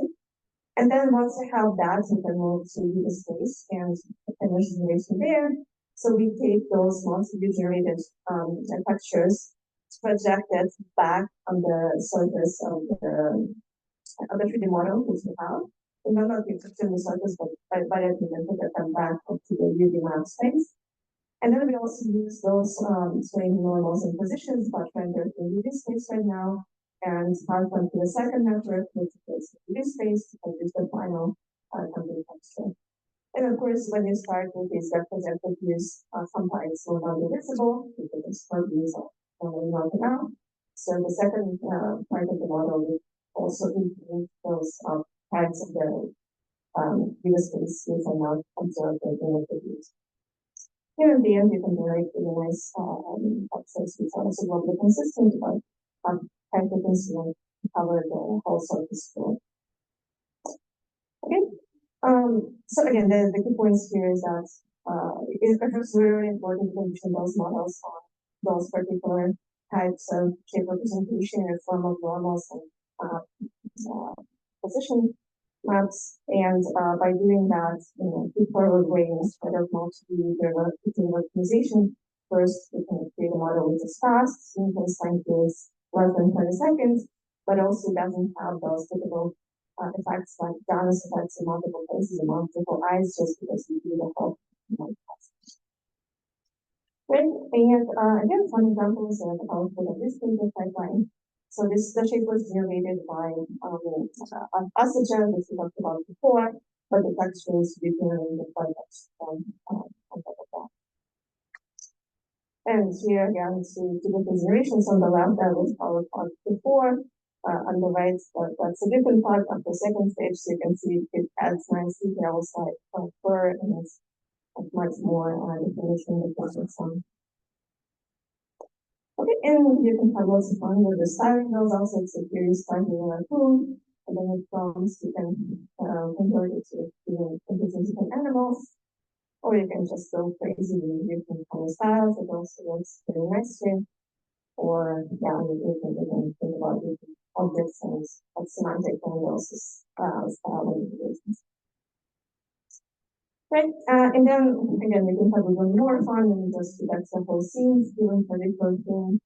So here is a couple of those applied without composition once. So here, for example, the whole scene style with Christmas theme. This is a horror movie. Again, all assets are processed one by one, but the fonts are consistent across all of them. Here's a Fire Night one. So you can see it gets it, so it manages to stylize assets in a both semantic way, semantic way, but also line with the fonts. Okay. And then just a couple of minutes to talk about how we put it all together. So this is the whole system. Again, done with semantic to like why we have so many different components and how we put this together. Some of them are developed in parallel to different processes, so there was some rebalancing, but it allows us to have it in this sort of modular way for different tasks. I believe our state of the art going forward, that's generation. One point here, which is important, is to actually look at the think about the evolution of those models and how we compare with different solutions that exist both in research and industry. And I think for fast CPU generation, it's actually more interesting to look at industrial solutions today. There are multiple startups that are specifically focusing on developing APIs for that CPU generation. Like Yuma, Meshes, Sound, Demos, like quite a few of them. And we don't have too many technical details on what exactly we're doing, but so this is probably the strongest baseline, which is Yuma, the high resolution method. That's the same as I showed before, but with their API. So the difference is that they're quite a bit slower. This is taking 10 minutes for us to generate, while ours is under a minute. But the quality is so. Another very strong model is Meshing, D3. So it maybe doesn't look as good in the screen as we could imagine, but they have like very nice, very detailed texture with very nice image statistics closer to real images distribution. The downside here is that they have lots of texture artifacts like Jonas effects and the smooth consistency and so and so on. But the general feel of it is the effects. But I know it's kind of hard to understand what's better and what's worse. So you really need to look at things side by side and sort of submit a little bit. So here's everything together, Meshes, Yuma, ours, and you can, if you look at those specific parts which are shown over here, you can see that our model maybe is a nicer trade-off between some realism, but also less artifacts in terms of textures and consistency. Okay. And again, it's rapid sometimes faster than Yuma and most of it. Okay, so numbers, I'm not gonna talk too much about them, but again, implementing these models is a challenge because of course, we care about visual quality, we care about fidelity, but there are also many other aspects which are specific to 3D or team to care about, and that's also texture artifacts, graphic artifacts, the structure of the 3D model itself. So sometimes you're getting quite different reactions depending on what kind of behaviors you're working with. Is it general population who's mostly responsive to those general aesthetics of the artists, or is it the artists who really care about the structure of the model? And another message here is that we are outperforming competitors in most senses across small models, but professional artists usually like these models a little bit more than some other figures in principle. Again, I'm not going to go into too much in the detail here, but the plots I'm showing, these are different axes of quality of those models as a function of complexity. And you can see there is upward trend in all these plots, and what it means is that our model is stronger preferred as we go to more and more complex states. And so when you ask models to generate something simple like simple object, all of them are doing pretty well, but if you want to generate characters and compositions, multiple characters with some objects, then our models is interesting. Here's an example of text alignment. Again, most of the industry solutions today are not that granular in terms of prompt fidelity, simplicity, generating object with something on one side, and another side it would not actually get the text and placement and for model convenience. Also compositional prompts and we ask for whether the stock have any significant costume, and it's still quite challenging for most of the companies.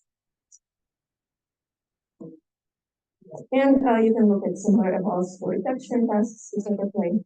And the message here is very similar. So Mesher remains the strongest competitors in terms of upstream model alone, but still our model is really strongly preferred by the professional artists in the Okay. And just to close this talk, I just wanted to show you some of our demos if we have more for applications. So these are VR environments, but you can of course imagine blending some of those creations with real worlds in MR. So here the environment is not generated, it's deleted like the artists, so we can do skyboxes, but then we can delete those assets and capture them and insert them in those environments, the consistent style and the elements. So this is just the beginning of the beginning of for sustainable applications, but I'm pretty excited about how it looks like today already, and it's moving really fast, so hopefully excited. Thank you so much.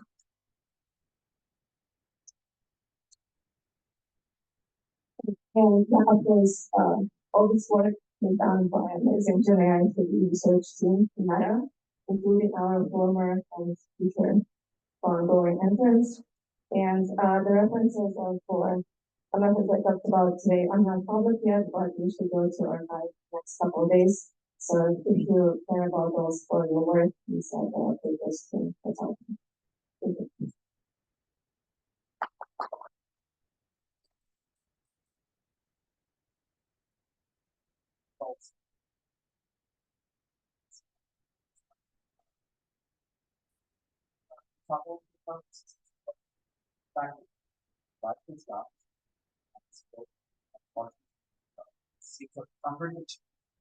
Yes, that's right. So there are different ways to talk about geometry. Of course, if you do functional computer, it's nowhere close to production ready in the sense.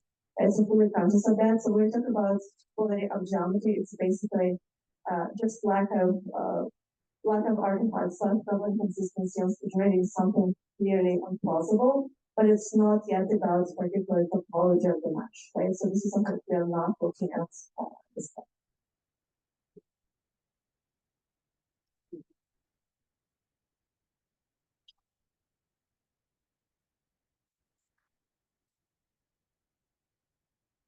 What else?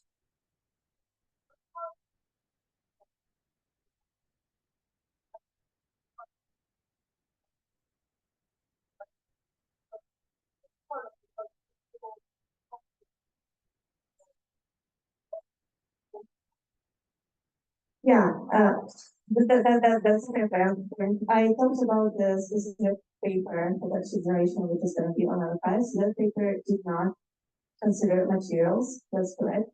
We do have an internal solution in parallel which does both actually generation materials, but it's like not finished and not up. So directionally, yes, it exists, but no, I did not talk about that today. These results that we launched. Thanks all.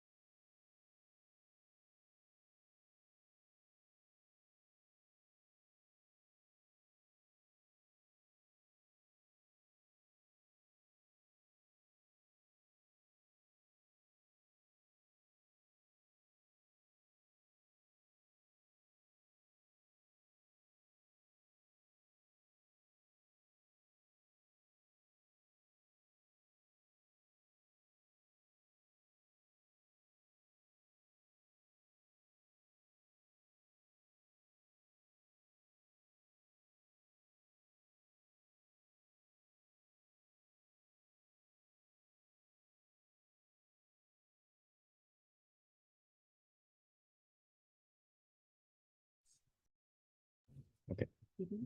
Yeah. Okay. Share this. Now I can share. Oh yeah. Okay. Hopefully this is good.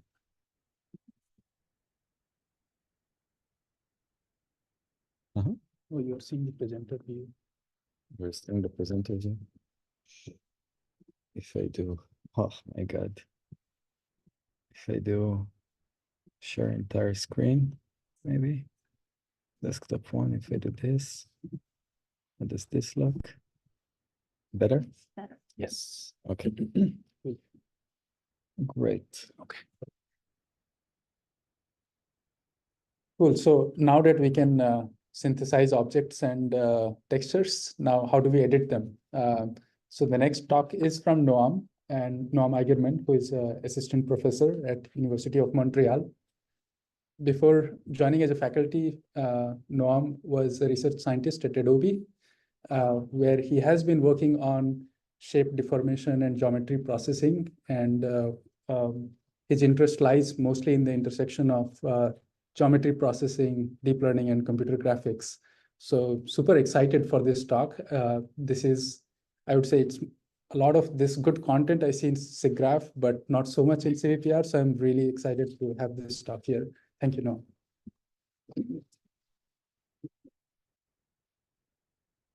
Okay, hear me well? Yeah, good.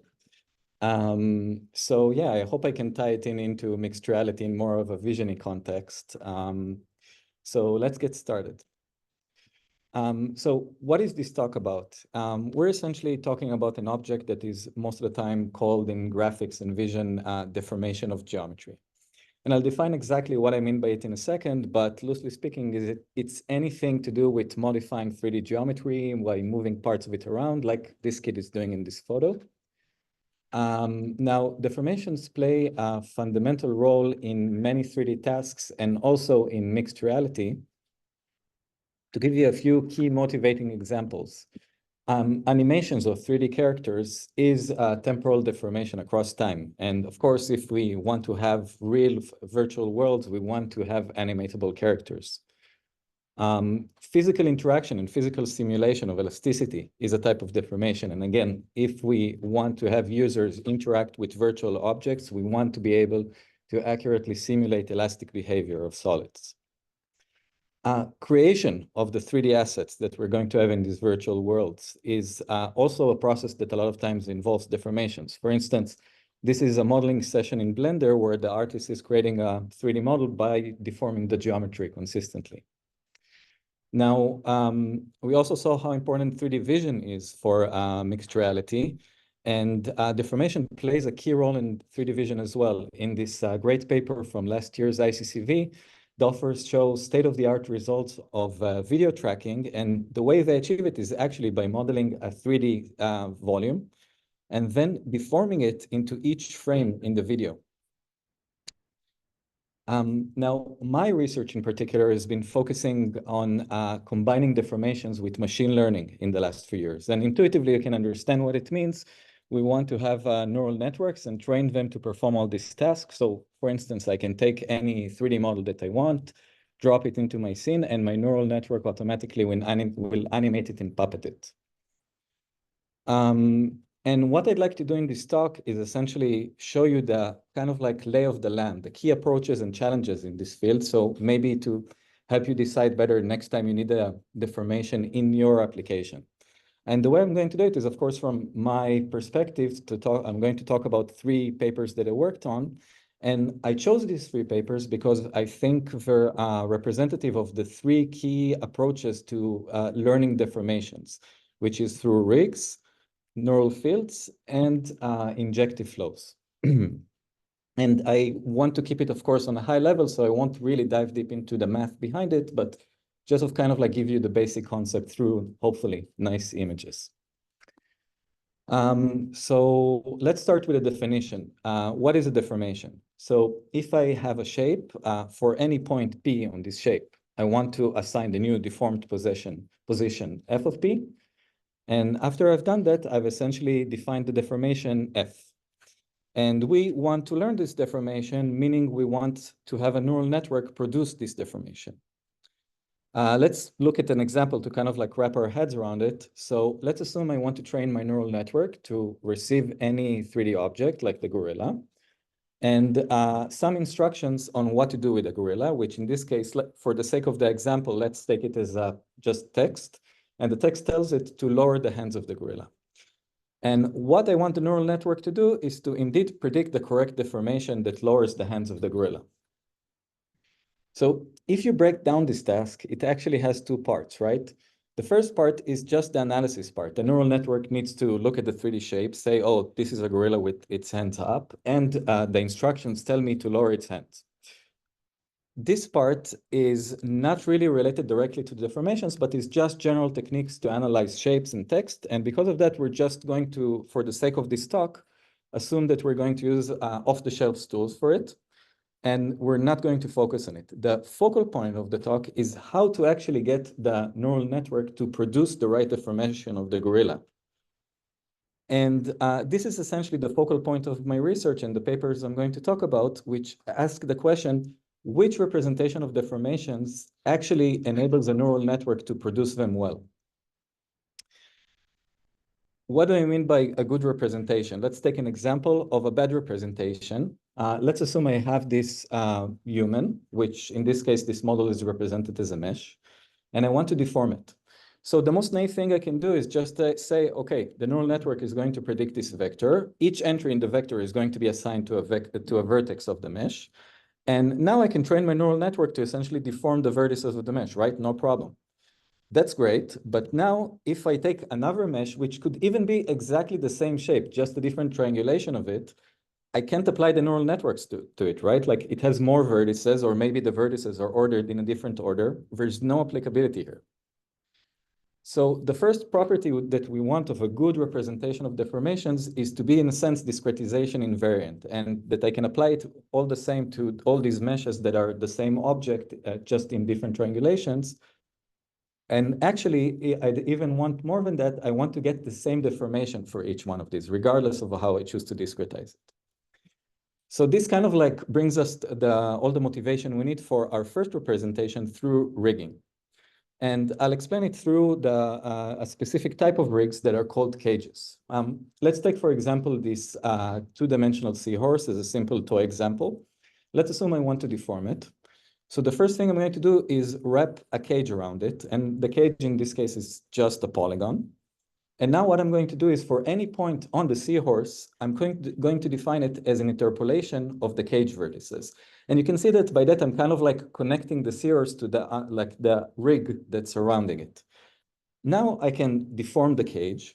And by using the same interpolation that I just did, find the deformed position of any point that I want. And by that, I'm essentially deforming the entire seahorse by controlling the cage. And what's important to note is that by doing that, I don't care what's the underlying shape anymore. I just need to have the network control the cage itself. And that's exactly what we did in neural cages. We have a neural network. It predicts first how the cage is going to wrap around the shape. And then it predicts the deformation of the cage. And by that, it essentially defines the deformation of the seahorse. And in the paper, of course, we showed examples with real objects. Here's an example where we trained the network to deform humanoids into different poses. And in this case, we trained it to deform chairs into different plausible shapes of variations of themselves.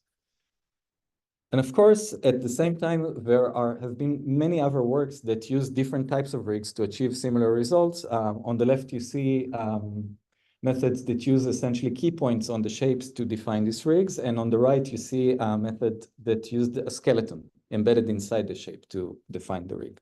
But it's all using more or less the same concept. You have a rig that's defined as points or skeletons, and then you use that to essentially drive the deformation of the shape. But actually, these methods have two main limitations. The first one is that they're kind of like limiting you to in a specific modality, and they're not versatile. If I train my network to work with a skeleton, it can deform humans, of course. But if we go back to this example of the modeling session, there's no way that the network that's controlling a skeleton can perform this type of modeling, right? So we need a more versatile method for deformations in a sense. The second problem is that rig deformations are not very accurate. Here's an example again where we took this human that you see on the left, and we trained the neural network to deform it into different poses. And this is the ground truth that it was supposed to predict for this example. And this is the result of what neural cages would predict. And if you look at it, you see that it's relatively close, but there are a lot of parts that are slightly inaccurate. And this inaccuracy leads to implausibility, and we can't really use this deformation in a game, right? Or in a virtual environment. So our next goal is to get a representation that gives us both accuracy and versatility at the same time, right? And that leads me to the second representation through neural fields. So actually, thinking about deformations through neural fields is very simple. If I have a shape that I want to deform, I can take any point I want on the shape, feed it to my neural network. The neural network receives this one point as input, predicts the offset of that point. And then in a sense, you can imagine that the network is essentially inducing a neural field of displacements over the entire shape, and that essentially defines the deformation. So off the bat, you can see that this is versatile, right? Like this can represent any deformation that I want, and it's not limited to anything. So that's good. But if we just go with this naive technique of predicting displacements, and we go back to this example of trying to recreate this ground truth, you can see that the displacement field is still inaccurate. For instance, if I zoom on the hand, you can see that it's kind of like garbled up and it doesn't look right. Now, it's not fair to kind of like judge the displacement field method for not working. If you think about the amount of error that's happening here, it's nothing. Like the fingers are slightly bumped off incorrectly by a tiny amount, but that's enough for us to get this result that is completely implausible again. So we need to have a super accurate method that is detail preserving, which is what we did in neural Jacobian fields. And the idea we had there is very simple. We looked at the deformations gradients. And to visualize these gradients, what you can imagine is that you place on the source shape these two axis-aligned vectors. And then you can see how these two vectors get deformed through the deformation. And that is essentially a way to visualize how do the Jacobians look. And the main observation we make in the paper is that if you look at a bunch of points and at the Jacobians in these points, then you can see that the Jacobians sort of form a very smooth and gradually varying field. So essentially for good detail preserving deformations, their Jacobians are very smooth. Or in essence, another way to think about it is that if I have a deformation with smooth gradients, it's going to be detail preserving and it's going to be accurate. And even better than that, if all I need is to predict a smooth field, it's very easy, right? Because a smooth field means it's a low frequency field, and we love low frequency signals. These are things that are easy for a neural network to learn. So that's the basic idea of neural Jacobian fields, to simply predict the deformations gradients. We take any point we want on the shape, feed it to the neural network. The neural network predicts what are the Jacobians in that point. And then essentially, as before, you can imagine that the network is essentially inducing a neural field of Jacobians over the entire shape. And the last step we need to follow is how to get a deformation that has the matching gradients to the ones that the network predicted. Now, this last step is a bit hairy. I'm going to go into it, but like it's okay if you zone out for the next two slides. But just to say a couple more mathematical words on it. What are we trying to do? We're trying to take our predicted Jacobians J and find a deformation phi whose gradient is as close as possible to these Jacobians in the least square sense. This is literally Poisson's equation. There's nothing more to it than this, and people who do graphics and geometry processing know very well how to handle it. All you need to do is to solve the following equation. And of course, no reason to go too deep into it. All you need to take from this equation is that if I want to get my final deformation, I take my predicted Jacobians and I multiply them with this matrix. And this matrix is made up of the differential operators of the shape from the Laplacian and the gradient operator. But the TLDR is in the end, this whole process is a linear layer. And because of that, it fits very well into feed-forward networks and is relatively very straightforward to implement. Okay, let's stop with the math for a second and see a nice experiment. So here we trained the network on these humans to deform and repose them to different poses. And after the network was trained, we gave it a curveball. what can it do with deforming this pink bunny that it never saw anything like it on entire data set? And here are the results of this experiment. So in each one of these pairs, the blue human is modeling the actual ground truth target post that we're trying to match. And the pink bunny is the actual prediction of the network. And you can see that arguably it's kind of like following what the blue human is doing pretty well in each pair. So great, so now we have a method that's versatile and accurate, and that opens the door for a bunch of follow-ups. One of them was pretty immediate, to just work on faces and essentially have this yellow face and guide and drive all the deformations of the other three faces. The right one is just a raw scan of the student's face.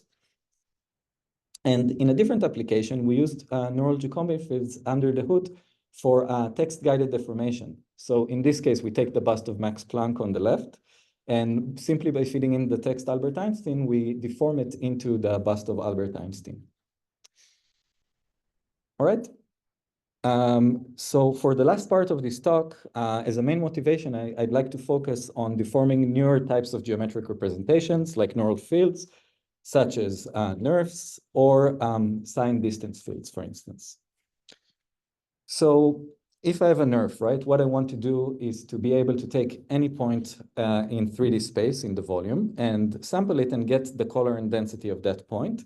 And usually what people do then is shoot rays and sample points along the rays and use it to render the NeRF or extract the geometry from the NeRF. So if I want to take a NeRF and deform it, essentially what's important to notice that now I'm not only deforming the shape, not only the tractor, but I really need to deform the entire volume, right? Because I want to be able to sample any point I want, either inside the shape or outside the shape. And now, essentially, if I want to render the deformation, what I need to do is shoot a ray in deformed space and sample a point along this ray, then find the original point that corresponded to this point in the undeformed NeRF and take the color and density from there. This immediately leads us to a huge problem that gets even worse with other types of neural fields, that is overlaps. Imagine that you have 2 points, and these 2 points on the original domain get deformed to lie exactly on top of one another and self-overlap.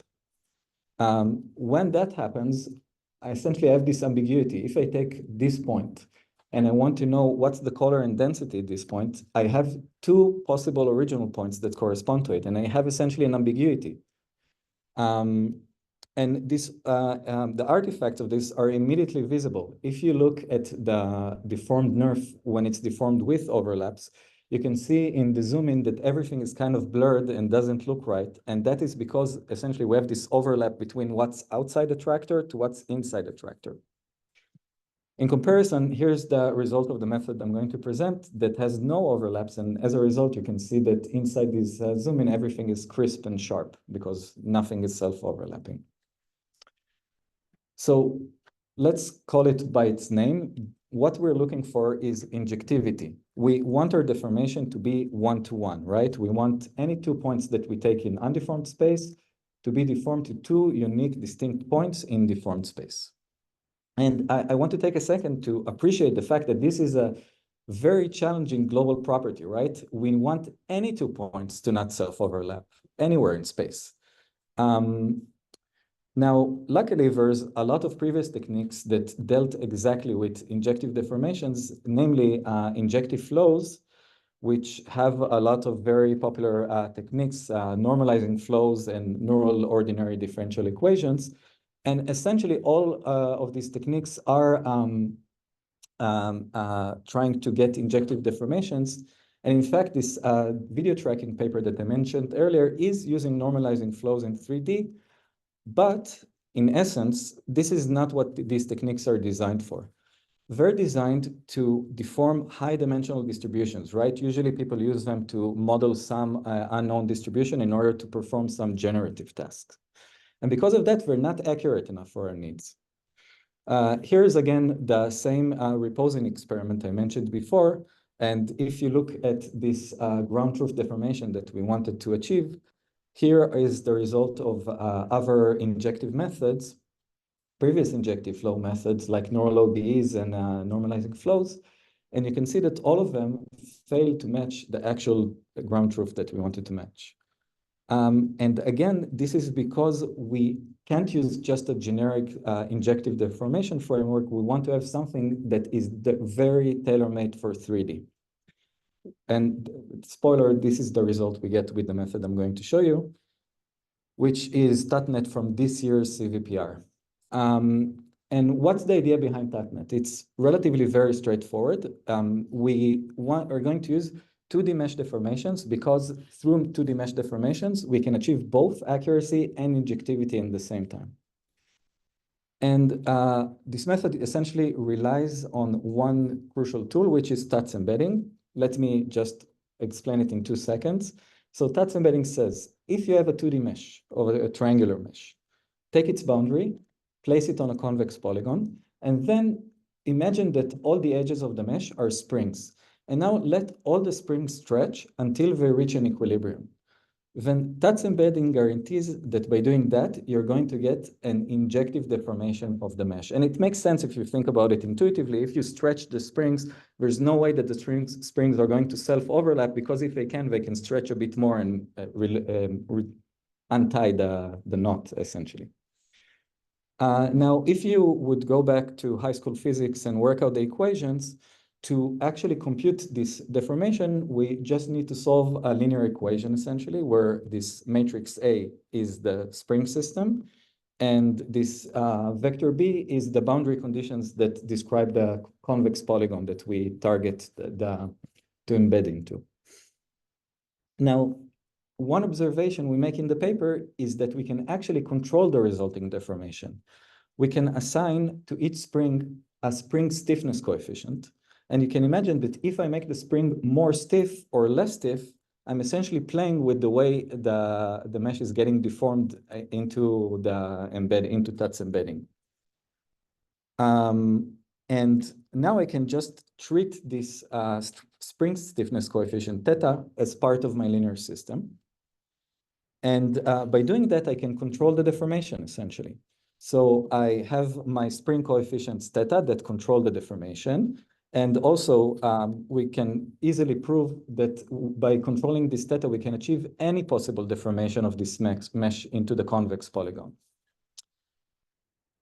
So now, if I have a way to essentially control injective deformations of meshes in 2D, I can have a neural network make the prediction of this theta. And by that, because this linear solve is differentiable, I have a completely differentiable pipeline that enables neural networks to control 2D injective mesh deformations. Why do we care about 2D injective mesh deformations? Because now I can take any point that I want in 2D space, find the triangle that it falls in, and using the same triangle in deformed space and barycentric coordinates, find the deformed position of this point. So I can essentially deform the entirety of this space that's occupied by the mesh. And going further with this idea of essentially emulating the behavior of neural networks, that as they become deeper, they become more expressive, we can have layers of these deformations, right? If I have another 2D deformation of a mesh, I can take it and compose it on top of the first deformation and take the deformed point and deform it one step further. And you can see as these triangles intersect one another, you're getting, through compositionality, more and more expressivity. So the last thing I need to do is now go from 2D to 3D. Unfortunately, TATS embedding only works in 2D. So what we're going to do is essentially take a triplane model. The way we're going to work in 3D is choose one plane, and the first layer is going to work on this plane. We take our 3D point, and we move it along the plane that we've chosen for this layer. For the second layer, we can choose an orthogonal plane, and again, move the deformed point only in this plane. And by that, we can now produce very complex deformations in 3D space. For instance, let's take an example. Let's assume I have this nerf of a T-Rex, and I want to elastically deform it while taking the head of the T-Rex to the left, the tail to the right, and lowering its body. And here is an animation of what all the TATNet layers are essentially doing. Now, of course, in reality, everything is happening through one feed forward, and there's no animation and there's no sequentiality here. But this is just for you to visualize what are the layers actually doing geometrically. And here's the final result of the deformed nerve. As you can see, it looks pretty plausible. And again, one last time revisiting this human reposing experiment. So here we trained the network on just meshes in different poses. We trained it to deform humans to any pose that we want. And after we trained it on these meshes, we tested the same single network on these types of neural fields. So a synthetic nerve of a robot, in the wild nerve of one of the students that worked on the paper, and in the bottom of an SDF. And the network can immediately produce the correct deformations of each one of these. So that more or less concludes my talk. Couple of words on what's ahead. Of course, like this is just the beginning, and we still need a lot like to dig in more into these types of representations if we want to get something that is actually used in production. And for that, we need still to chase higher accuracy and injectivity and get faster working networks. And we need to do it all in the same time into one representation to rule them all. On the other side, I want to say one last thing also on the machine learning side. There's a lot of interest today in 3D generative techniques that generate models, or now using large video models to generate animation of 3D scenes.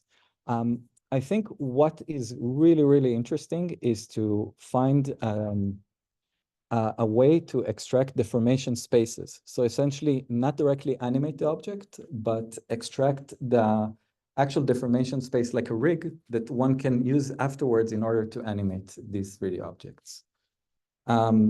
That's it. I'd like to thank all my amazing collaborators and to you for listening to this.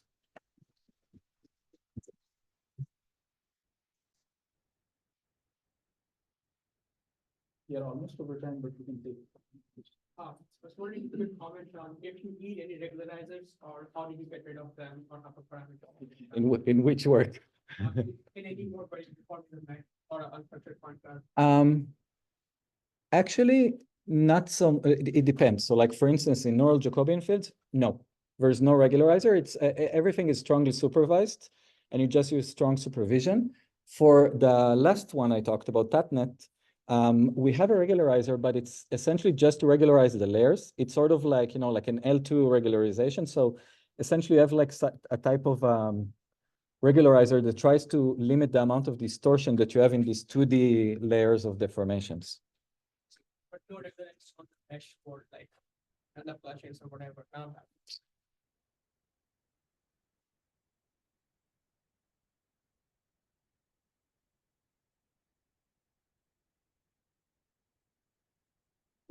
Thank you.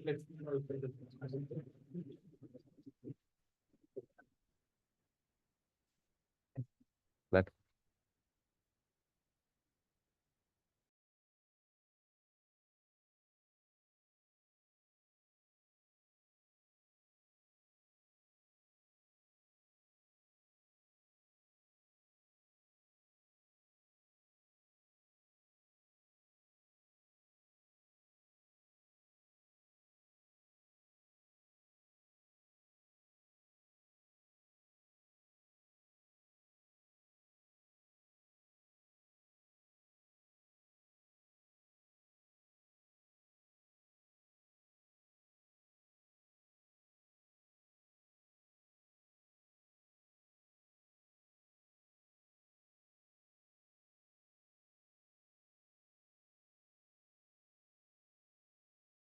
Yep.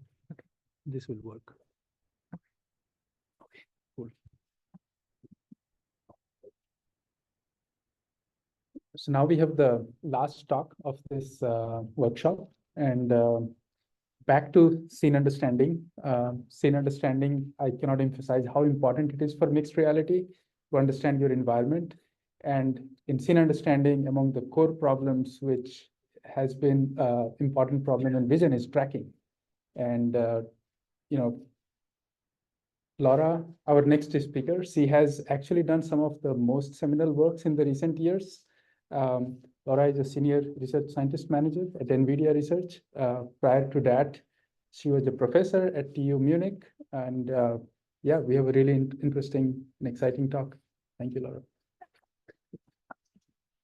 Thank you. Thanks for the kind introduction. So yeah, I was thinking that I would have to convince you a little bit more that tracking is important for mixed reality, but Rakesh did the work for me.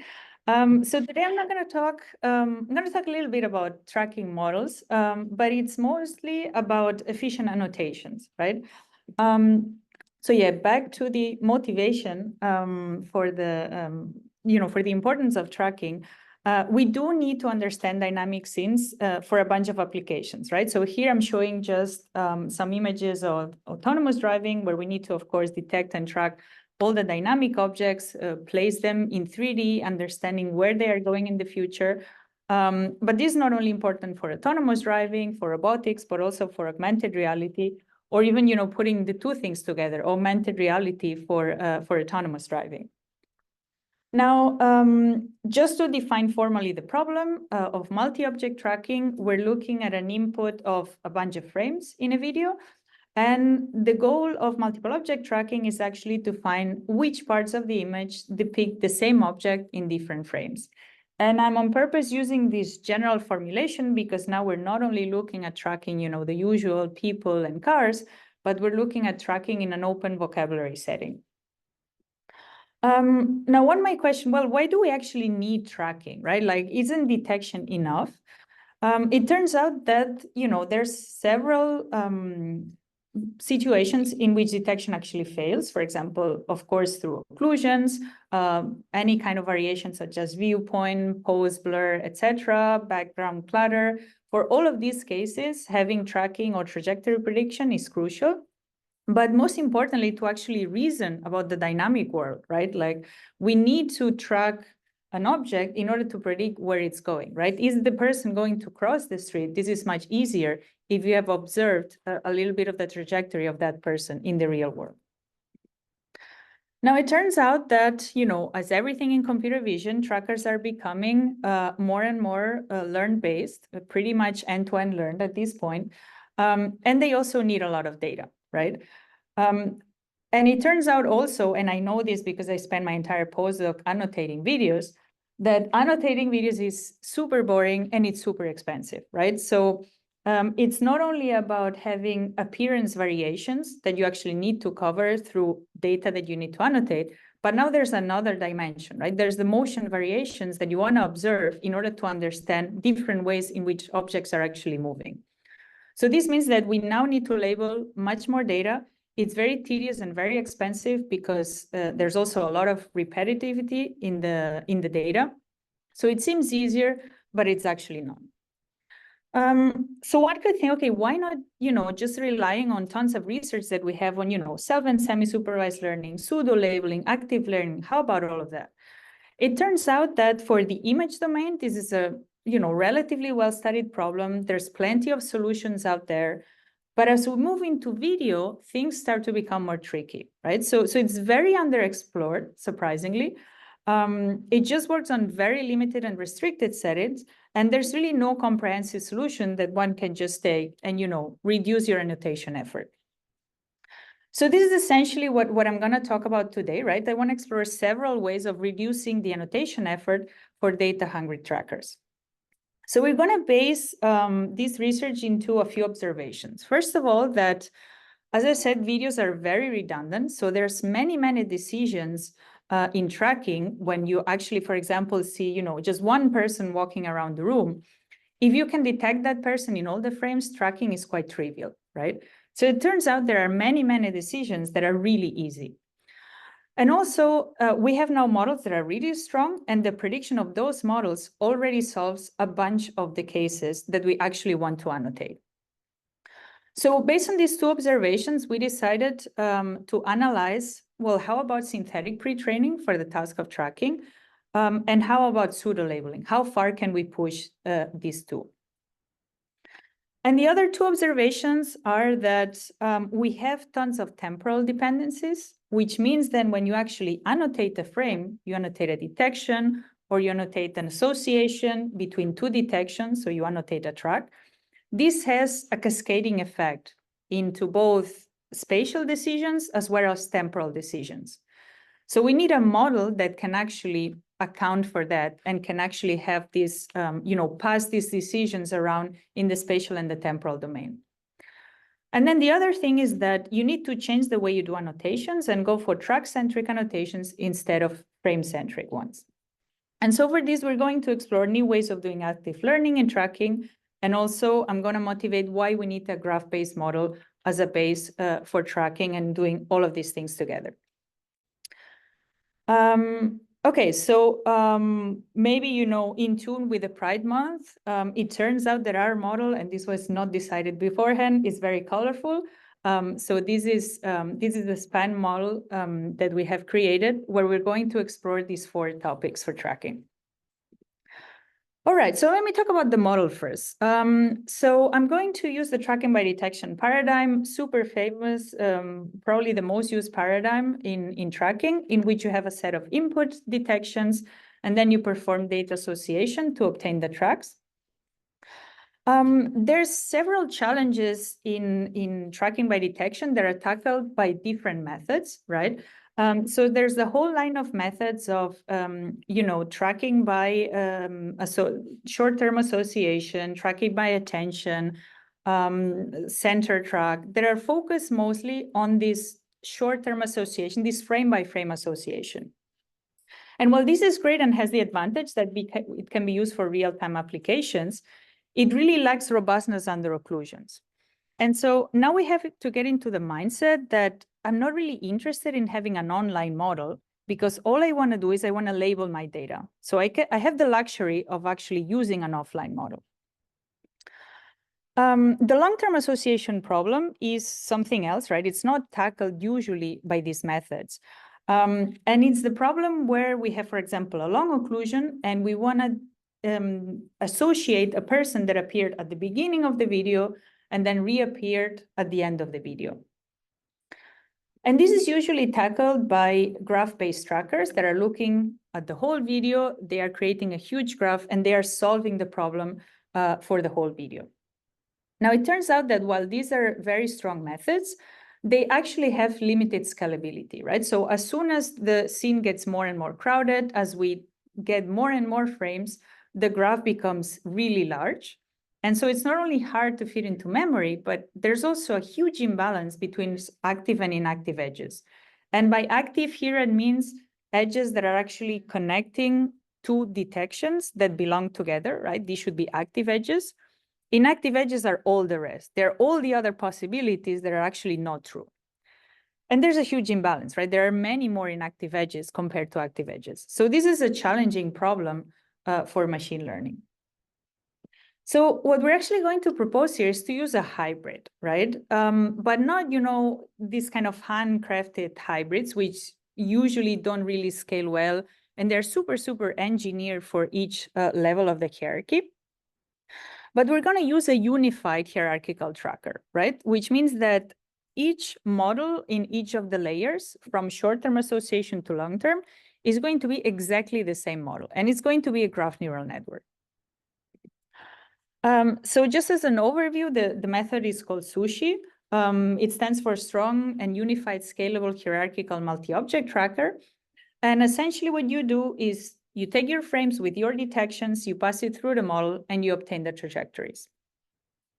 Now, the key features of the model, I would say, is that you're actually processing the frames in a hierarchical way, right? Going from short-term association all the way to long-term association. And this allows us to process long clips.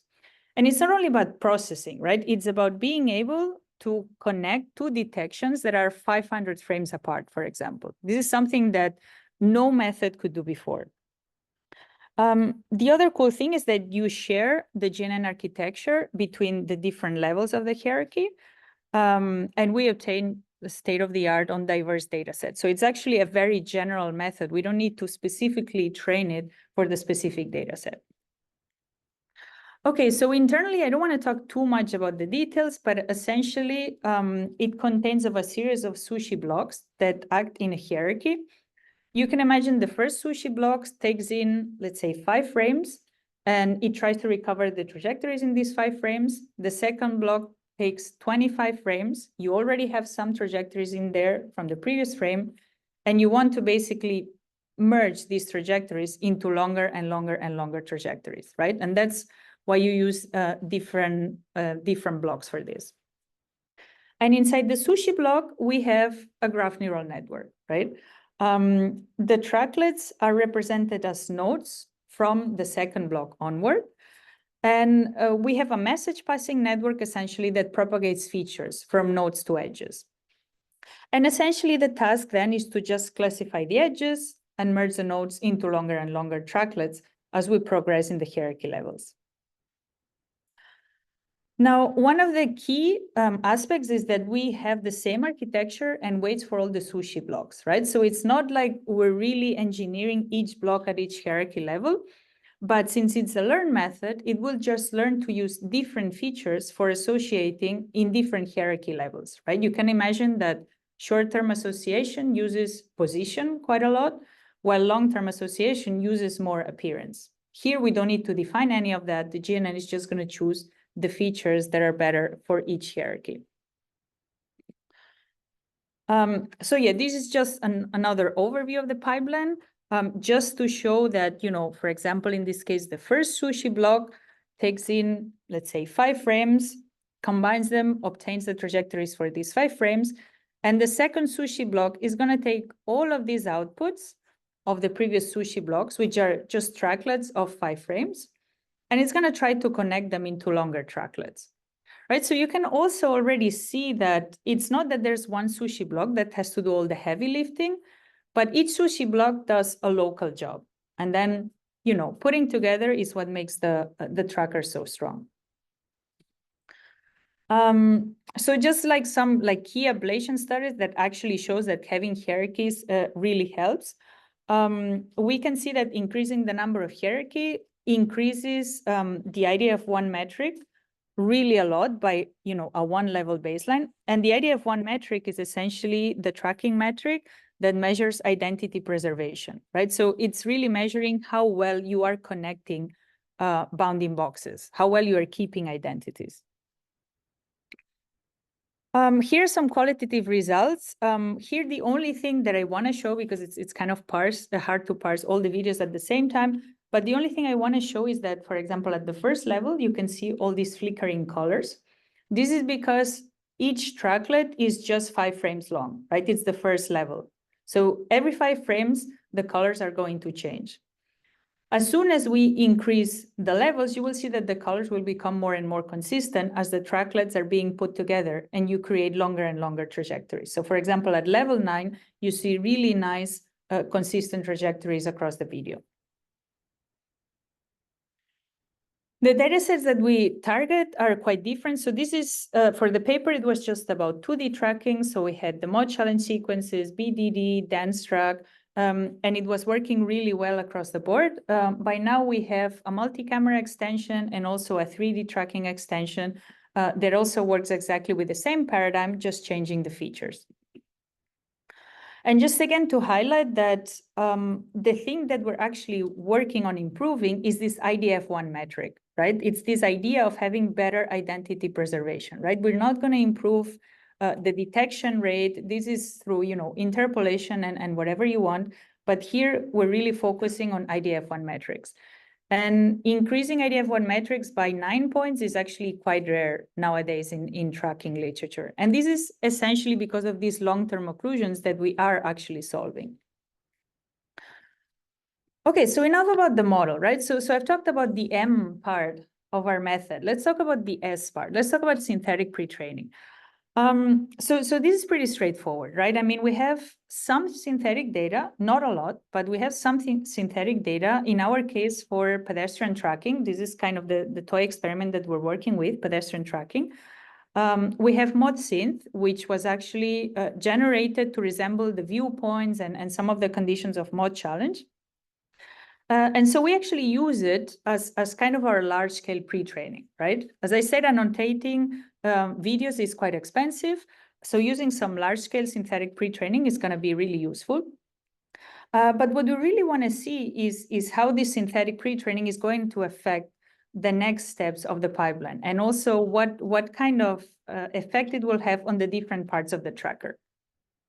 So I will talk about that later, but I just want to put, let's say, all of the elements that I'm going to talk about together. The second one is going to be the P. It's going to be training with pseudo labels. And that's because, like, once you have a method trained on synthetic data that works decently well on real data, you can actually use it to label some real data and then, retrain your method on these pseudo labels, right? And this really boosts model performance because essentially you're starting to bridge the domain gap, right? You went from training only on synthetic data to training on some real data, which, happens to have labels for free because they were obtained using your own model. So this is all, when we use SNP, it all comes at zero human annotation cost. The third part is where we are starting to interact with human annotators, right? This is the active learning part. There's going to be this small subset of decisions that is going to be really challenging, and it's going to have a high uncertainty.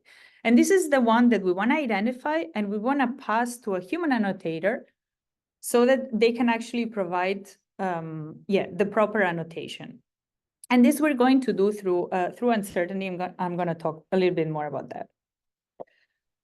So types of annotations. As I said before, we need to change our mindset, right? We need to go from frame-centric annotation to track-centric annotation.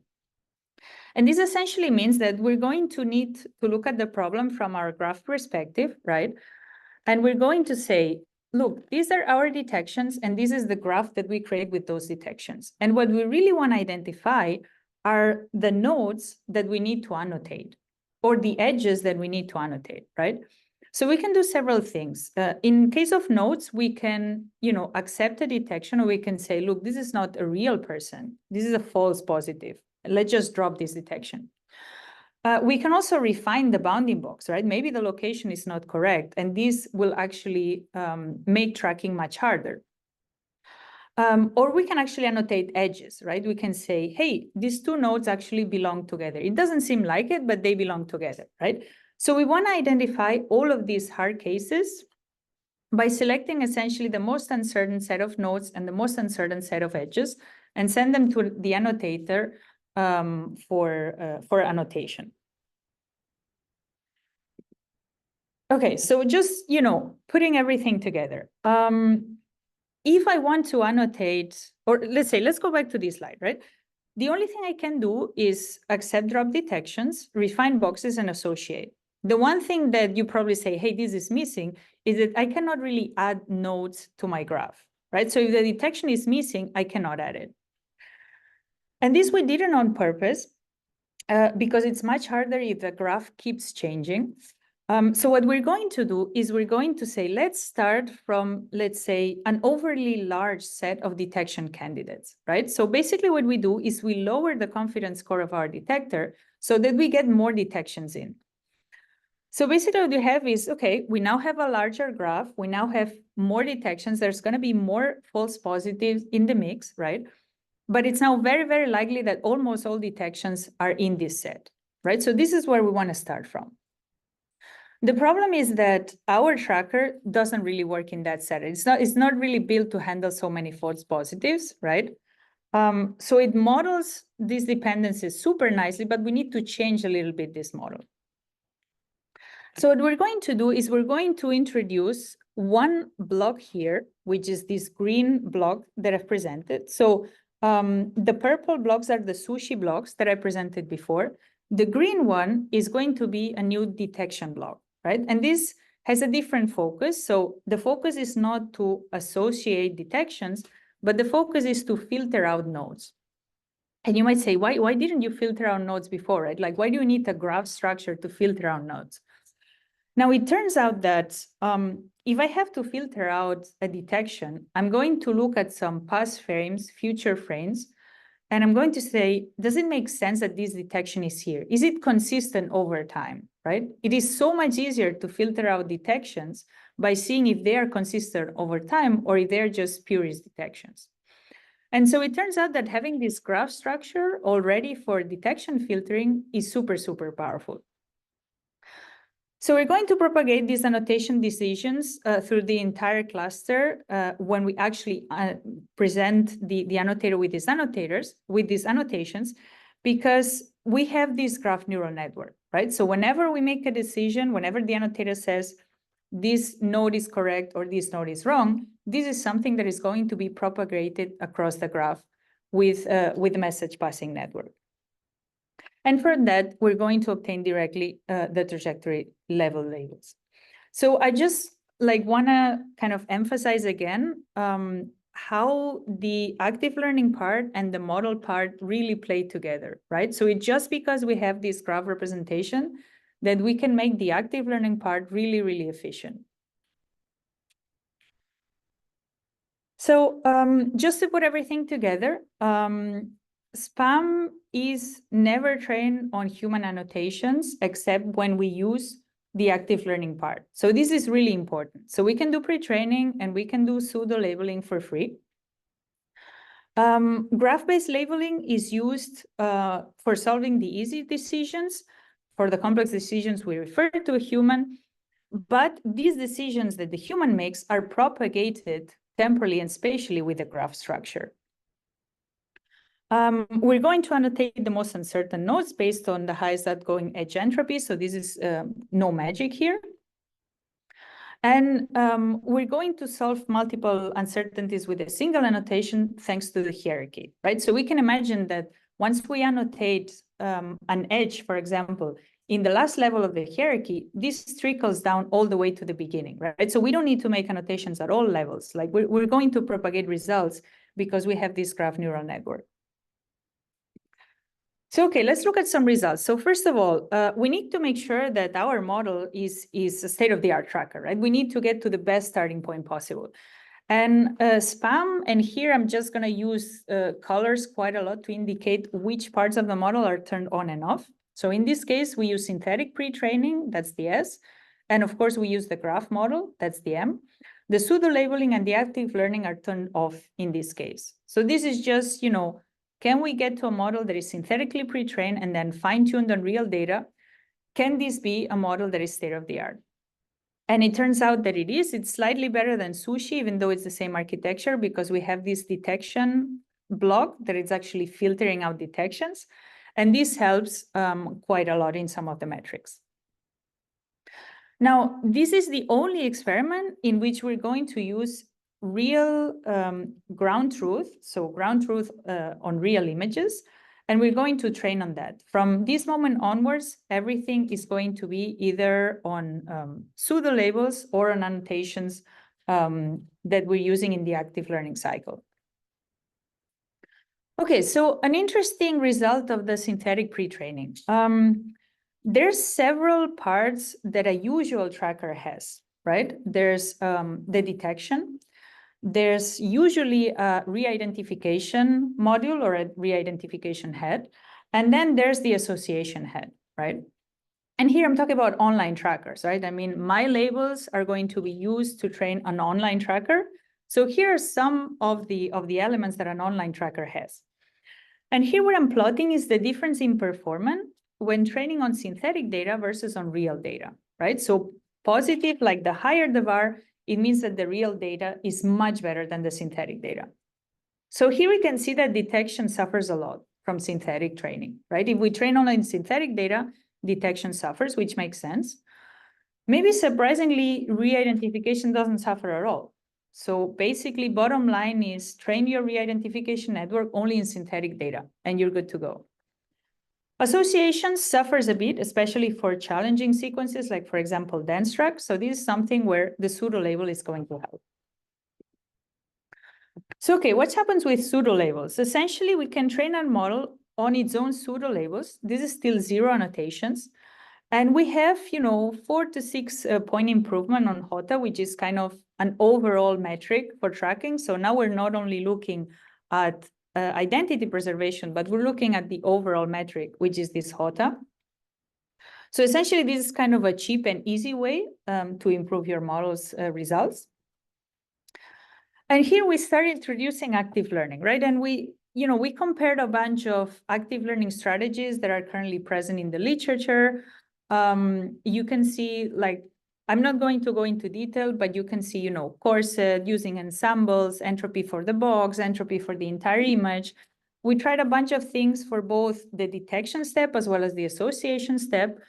And this is essentially our method here in purple that is outperforming the other methods by quite a lot. So this means that we're actually using our annotations in a smart way. And basically the final test is, okay, what happens when we take our labels and, we want to reach state-of-the-art results, right? It turns out that if we use essentially 0 annotations, this is not really possible. But we can reach already ground truth level performance with a couple of trackers that we tried. So we tried ByTrack and we tried Ghost. They are both online trackers. And it turns out that we can reach ground truth level performance with only, between 3 and 20% of human labeling effort. And these are across 3 data sets. So the easier data sets take around 3% of annotations. The harder data sets a little bit more. But this is already like a huge reduction in annotation effort.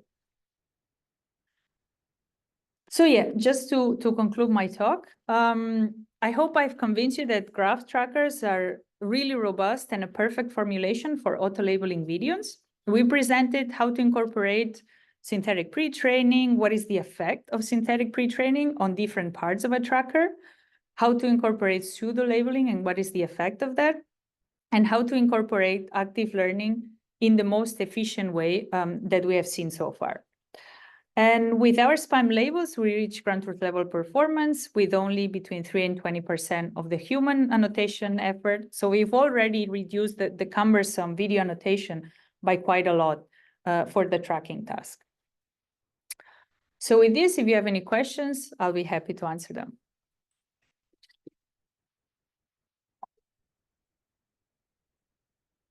We have time for a couple of questions.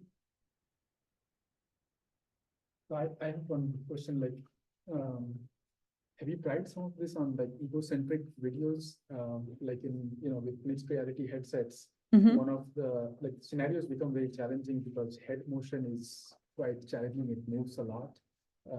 Within a few seconds, we could be making like big movements. So how do you think, like, what could be the some of the challenges with egocentric?